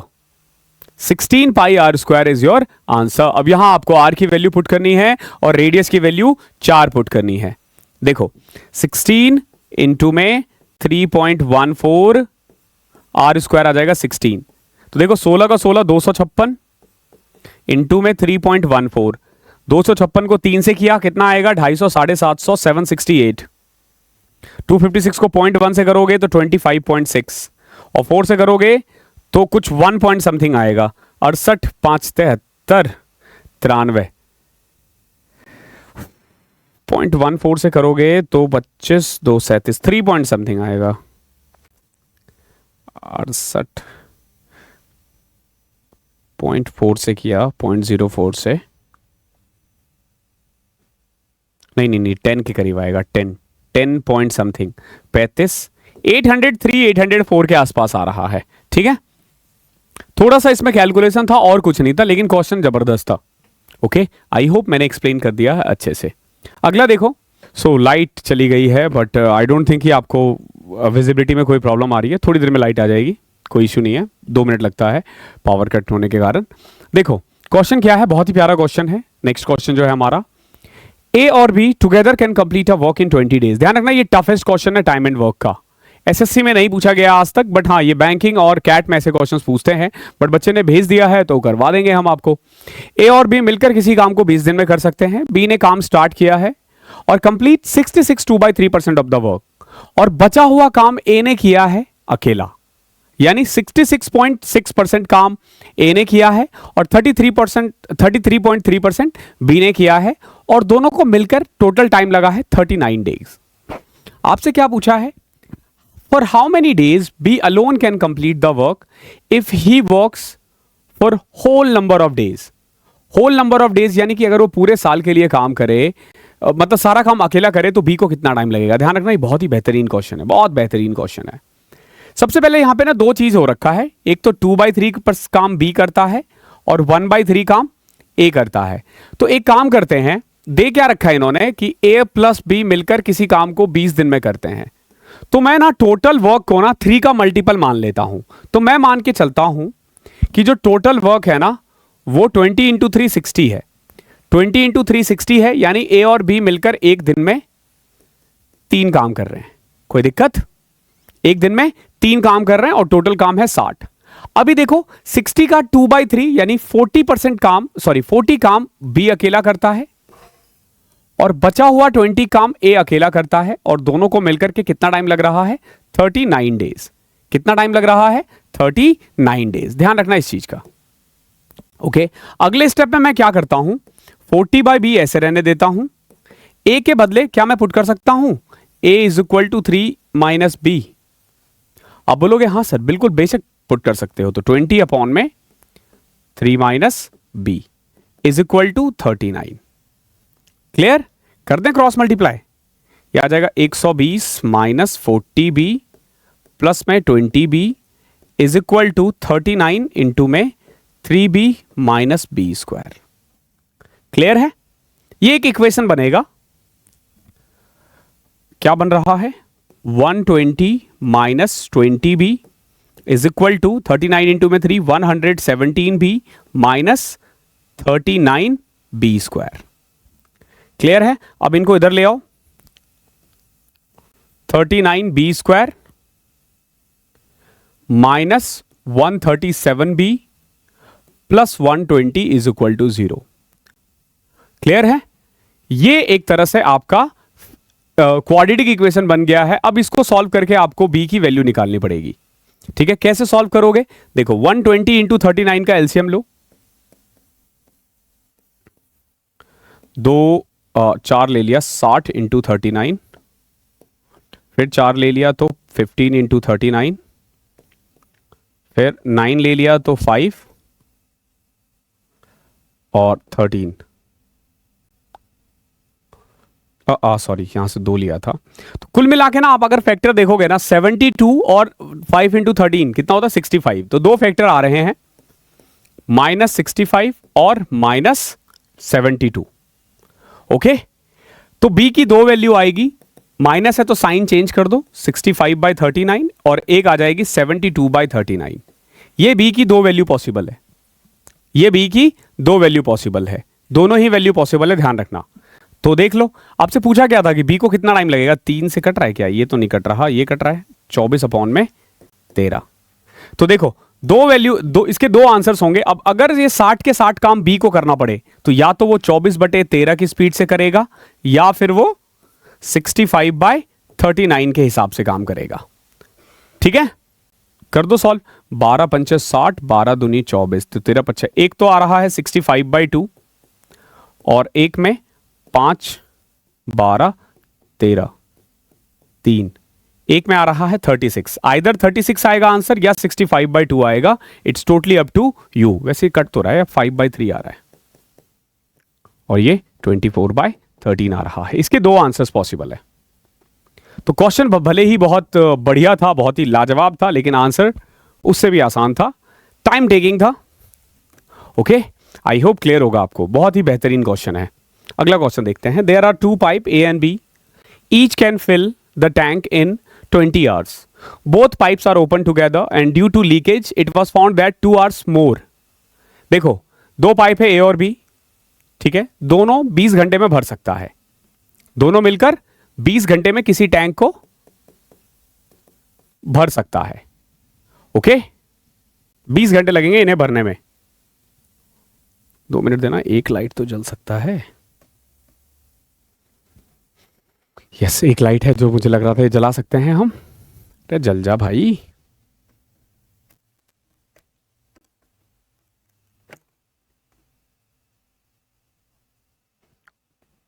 अभी क्या हुआ, एक लीक के कारण 2 घंटे ज्यादा लगे हैं, यानी मान लो उस लीक का नाम है सी।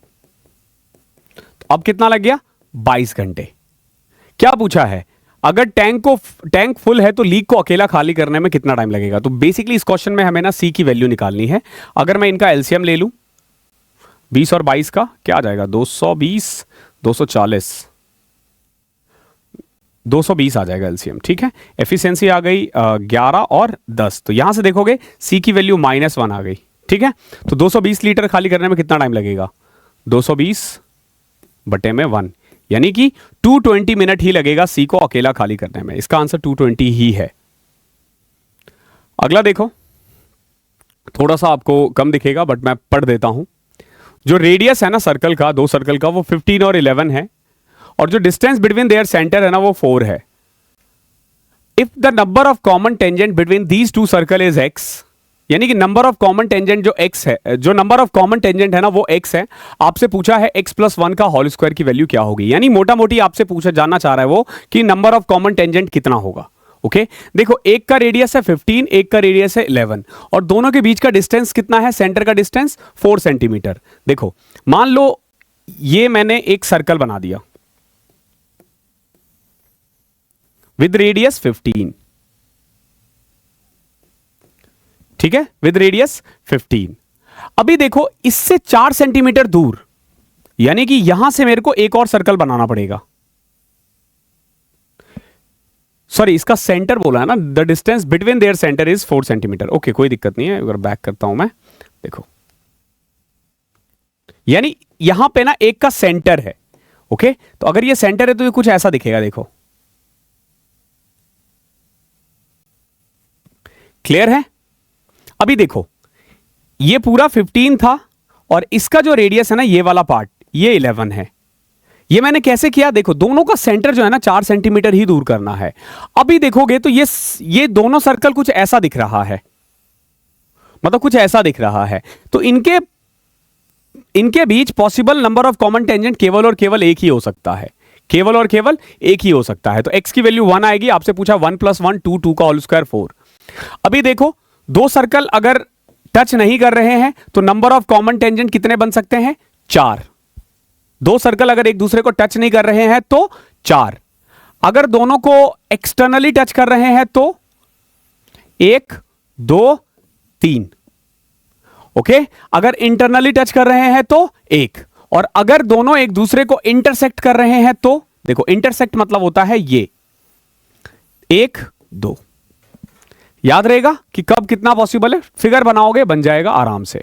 अगला देखो, a trader gains 22% despite a discount of 22%। तो बताओ मार्कअप कितना है? देखो, जब कभी भी डिस्काउंट और प्रॉफिट दोनों दे दे, जब कभी भी डिस्काउंट और प्रॉफिट दोनों दे दे, 2 मिनट रुकना।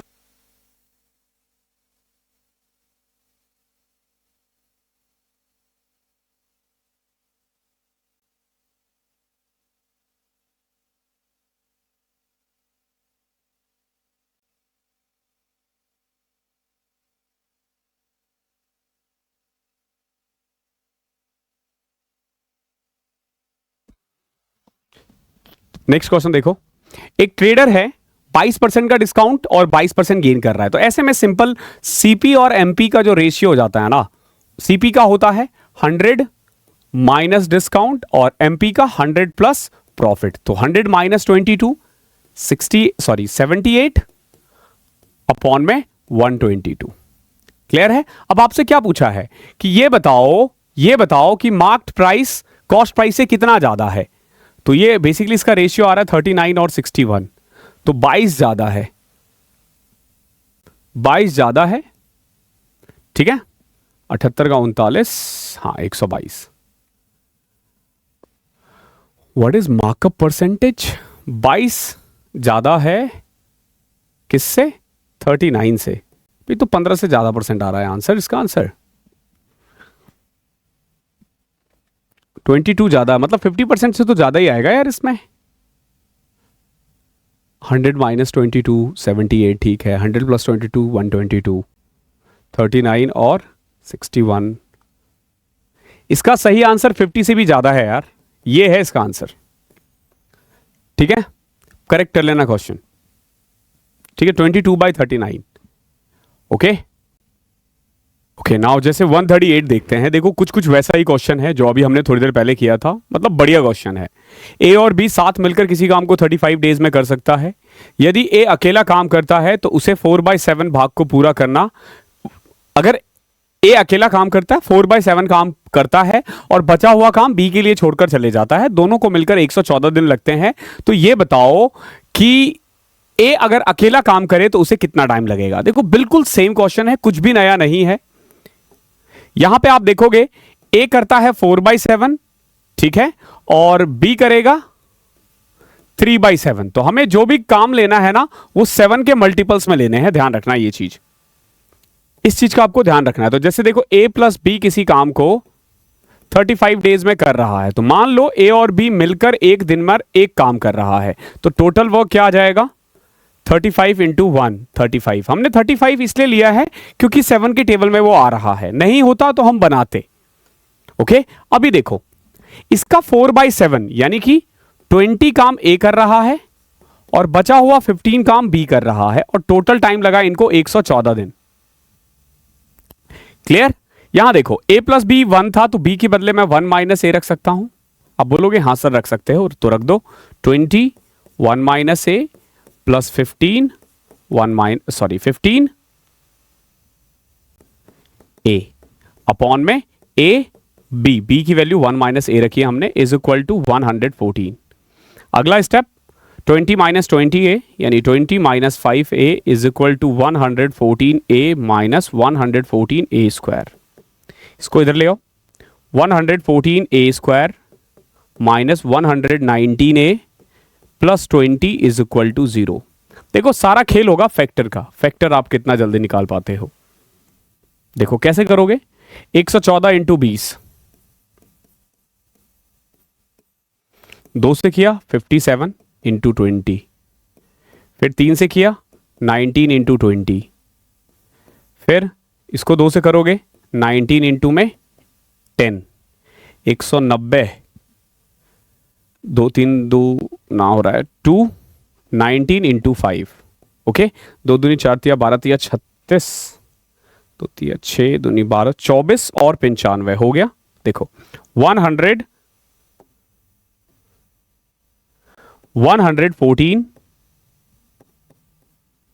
ए स्क्वायर माइनस, देखो जब आप 119 ए का फैक्टर करते हो ना तो दो फैक्टर बनता है, क्या क्या, एक 95 माइनस और एक माइनस 24, ठीक है, दो फैक्टर्स बन गए हैं। तो ए की दो वैल्यू आ रही है, एक आ रही है 95 बाय 114 और एक आ रही है 24 bye 114।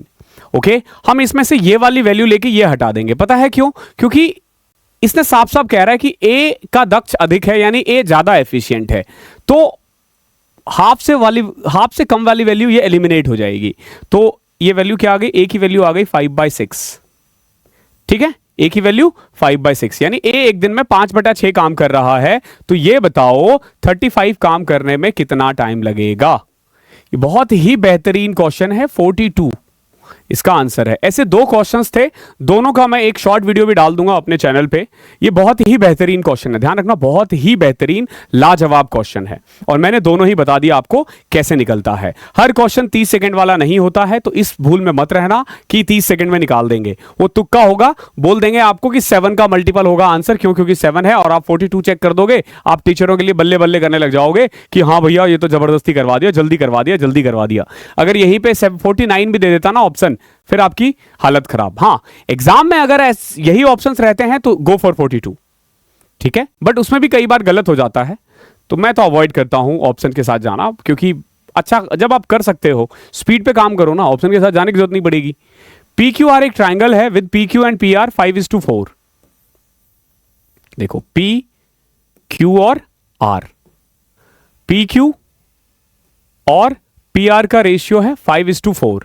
A circle passes through vertex R, touches the midpoint of PQ। एक सर्कल यहां से पास हो रहा है और इस पे मिड पॉइंट पे टच कर रहा है, से इसको P का, इसको O का नाम दे देते हैं, and intersect the PR at M, PR को ये M पे इंटरसेक्ट कर रहा है। If MR is equal to 39, तो बताओ PQ कितना होगा। ओके, अगर MR 39 है तो बताओ PQ कितना होगा। आपसे PQ पूछा गया है कि कितना होगा। कैसे कर सकते हो, एक तो देखो PQ जो भी आएगा वो 5 के टेबल में आएगा, और सारे के सारे आप देखोगे इसी के आसपास है, ठीक है। अगर आप गौर से देखते हो ना, PO क्या है, मीडियन है, PO क्या है, मीडियन है, PO मीडियन है। तो कुल मिला के व्हाट वी कैन से कि PO जो होगा ना वो 2.5 होगा, और ये पूरा जो है ये 4 है, अगर मैं रेशियो में बोलूं तो एक काम करते हैं, PO को हम 2.5x मान लेते हैं और PR को हम 4x मान लेते हैं, ठीक है। तो अब अगर आप गौर से देखते हो तो PO एक टेंजेंट है, PM और PR एक सेकेंट है, PR एक सेकेंड है। तो व्हाट वी कैन से कि PO का जो होल स्क्वायर है ना वो PM इंटू PR के बराबर होगा। अब बोलोगे हाँ सर ये तो कह सकते हैं, PO कितना है 2.5x, यानी 5/2x, 5x/2 का होल स्क्वायर।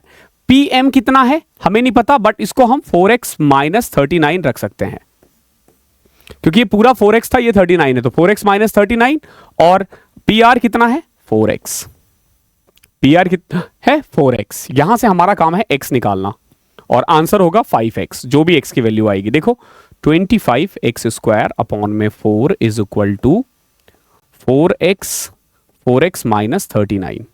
देखो एक x से x कैंसिल, नाउ 4 उधर जाएगा तो 25x is equal to 4 into 4 16, 4 जा 64x माइनस 16 इंटू 39। नाउ इसको उधर ले आओ, 39x is equal to 16 into 39। x की वैल्यू आ गई 16, 16 इंटू 5 80 इज योर आंसर। बेहतरीन क्वेश्चन था।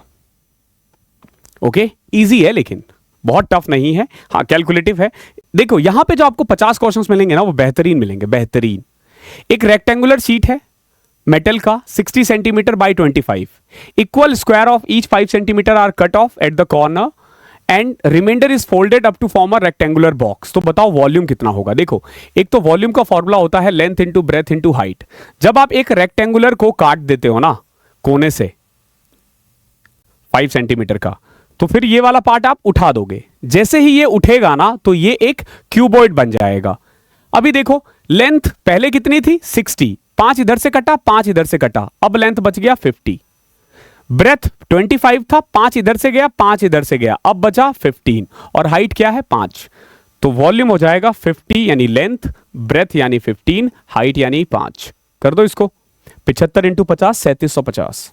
ये तो आसान है। ए बी सी देख लेना, शायद दिखने में थोड़ी सी प्रॉब्लम हो, बच्चे भेजते इस क्वालिटी में है। ए बी और सी ने 5-6-8 के अनुपात में पूरी निवेश करके एक व्यापार शुरू किया। 4 महीने बाद डी 38,000 रुपए लेकर उनके साथ सम्मिलित हो गया। ठीक है, अंत में बांटा गया। डी ने लाभ का 1/7 हिस्सा प्राप्त किया। तो यह बताओ कि सी ने कितना निवेश किया है। देखो सिंपल है, ए ने 5 रुपए लगाए 12 महीने के लिए, बी ने 6 रुपए लगाए हैं 12 महीने के लिए, सी ने 8 रुपए लगाया है मान लो 12 रुपए के लिए, और डी ने 38,000 लगाया है 8 मंथ्स के लिए। 38 के कितने महीने के लिए? 8 महीने के लिए। क्लियर है? देखो ये ना रेशियो दे रखा है, तो हम सीधा अमाउंट ना लिख के इसको 5x 6x और 8x लिख सकते हैं। यानी कि A को मिलेगा 60x, B को मिलेगा 72x और C को मिलेगा 96x। ठीक है, एक चीज तो ध्यान रखना, आपसे C का इन्वेस्टमेंट पूछा है, C है हमारा 8x, तो जो भी आंसर आएगा वो 8 के टेबल में ही आएगा, और 8 के टेबल में चारों ही आंसर है वैसे। ओके, सारे ही आंसर 8 में है। तो 96x, और ये कितना आ रहा था 38 इंटू 8, 380 में से 76 घटा दो 304, सॉरी 304। ठीक है, 304। अभी देखो 38 इंटू 8, 30 मैंने नहीं लिखा है, 38,000 को अभी 38 ही लिख रहा हूं मैं, 30 बाद में ऐड कर दूंगा। डी को ना 1/7 हिस्सा प्राप्त हुआ है। इसका मतलब ये हुआ कि ये जो पूरा है ना 96, 168, 228x अपॉन में 304, ये ना 6:1 है। यानी कि 1/7 अगर डी को लिया है, मिला है, तो बचा हुआ 6 रुपए किसको मिलेगा? एबीसी को। तो 6:1। अब अगर मैं क्रॉस मल्टीप्लाई करूं तो 6 से कट रहा है क्या? 6 3 18, 6 8 48 कट रहा है, 38 से भी कट रहा है ये 8। एक्स की वैल्यू 8 आ गई। ठीक है, 3 0 लगाना ना भूले। तो एक्स की वैल्यू 8,000 हो गया। 8 इंटू 8 64,000। ठीक है, इसका आंसर है 64,000। ये भी बढ़िया क्वेश्चन था। Which of the following is true when x is equal to this, y is equal to this? कुछ मत करो, वैल्यू पुट कर दो, 45 पुट कर दो। x की वैल्यू क्या आ जाएगी? 1/√2 1/√2 y की वैल्यू √2 + √2 2√2। अब यहां आपको पुट करना है, जहां सेटिस्फाई कर जाए वही आंसर है। ठीक है, जैसे देखो यहां y + 2x यानी 2√2 + 2√2 यानी 4√2 is equal to x square. x square 2 है और y है 2√2, तो ये इक्वल हो रहा है, तो 1 ही इसका आंसर आ जाएगा। आगे बढ़ना ही नहीं है, जहां आंसर मैच कर गया कर लो, आगे क्या करोगे जाके। क्वेश्चन नंबर 51 नहीं होगा, 48 49 होगा। टोटल 49 क्वेश्चन ही मिले मुझे, एक क्वेश्चन कम है। A and B together can complete a piece of work in 25 days. B and C together can complete the same piece of work in 36 days, while C and A together can complete it in 30 days. A, B, C, D together इसी काम को 18 दिन में कर सकता है, तो बताओ डी कितने दिन में करेगा। देखो ए और बी 25 डेज में, बी और सी 36 डेज में, सी और ए 30 डेज में, ए बी और सी और डी 18 डेज में। एलसीएम लोगे क्या आ रहा है? 36 30 का तो 180 आ जाएगा, 180 360, 1800 ले लूं क्या? कोई दिक्कत? मतलब हो सकता है वैसे 900 भी आ जाएगा। एलसीएम 900 आ गया मान लो, ठीक है। तो ए प्लस बी की एफिशिएंसी 36, 18 50 25 30 50, ठीक है। ये सबकी एफिशिएंसी आ गई है। अब देखो यहां पे अगर मैं इन तीनों को ऐड करके 2 से डिवाइड कर दूं ना, तो ए प्लस बी प्लस सी की वैल्यू आ जाएगी। कितनी आएगी? देखो 30 36 66 5 71 बस 91, 91 बटे में 2 कर दो 45.5। तो यहां से डी की वैल्यू अकेले आ रही है 4.5, यानी डी एक दिन में 4.5 काम करता है। तो 900 काम करने में कितना टाइम लगेगा? 200। ऐसे क्वेश्चंस हमने बहुत किए हैं। ये वाला देखो, ये थोड़ा ट्रिकी क्वेश्चन है। ट्रिकी इसलिए है, बहुत बच्चों को लगेगा इसे सॉल्व करना होगा, सॉल्व नहीं करना। देखो ए की क्यूब प्लस बी की क्यूब प्लस सी की क्यूब इज इक्वल टू दे रखा है 3abc। अब बोलोगे सर ये abc तो नहीं दे रखा। दे रखा है भाई, अभी पता चलेगा कैसे। देखो x प्लस 1/2 की पावर 3 प्लस में 3x प्लस 2/3 की पावर 3 प्लस x माइनस 1/6 की पावर 3 इज इक्वल टू 3। ए क्या है? x plus 1/2। अभी देखो x प्लस 1/2 कैसे बना सकता हूं? यहां से ना मैं 2 कॉमन ले लूं। अगर मैं 2 कॉमन ले लूं ना यहां से, तो मैं इसको लिख सकता हूं x प्लस 1/2। क्लियर है?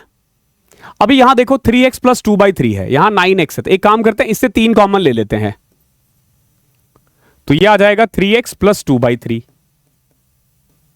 यहां देखोगे 6x माइनस 6 है, हमें बनाना है x माइनस 1/6। 6 कॉमन ले लो, x माइनस 1/6, 6 बाहर आ जाएगा। तो अब आप देखोगे 6 दूनी 12 या 36, यानी 3abc डिवाइडेड बाय 12 भी तो था ना, 6 दूनी 12 12। अब देख रहे हो 3abc आ रहा है ना, यानी a की क्यूब प्लस b की क्यूब प्लस c की क्यूब किसके इक्वल है? 3abc के बराबर है। ध्यान रखना इस क्वेश्चन में आपको ये करने की जरूरत नहीं है, मैं आपको बस दिखा रहा हूं। ऐसा होगा तो आएगा ही आएगा। इसका मतलब ये हुआ कि a plus b plus c is equal to 0 है, ठीक है। तो अब अगर मैं तीनों को ऐड कर दूं तो 5x plus 1/2 plus 2/3 minus 1/6 should be equal to 0। So 5x is equal to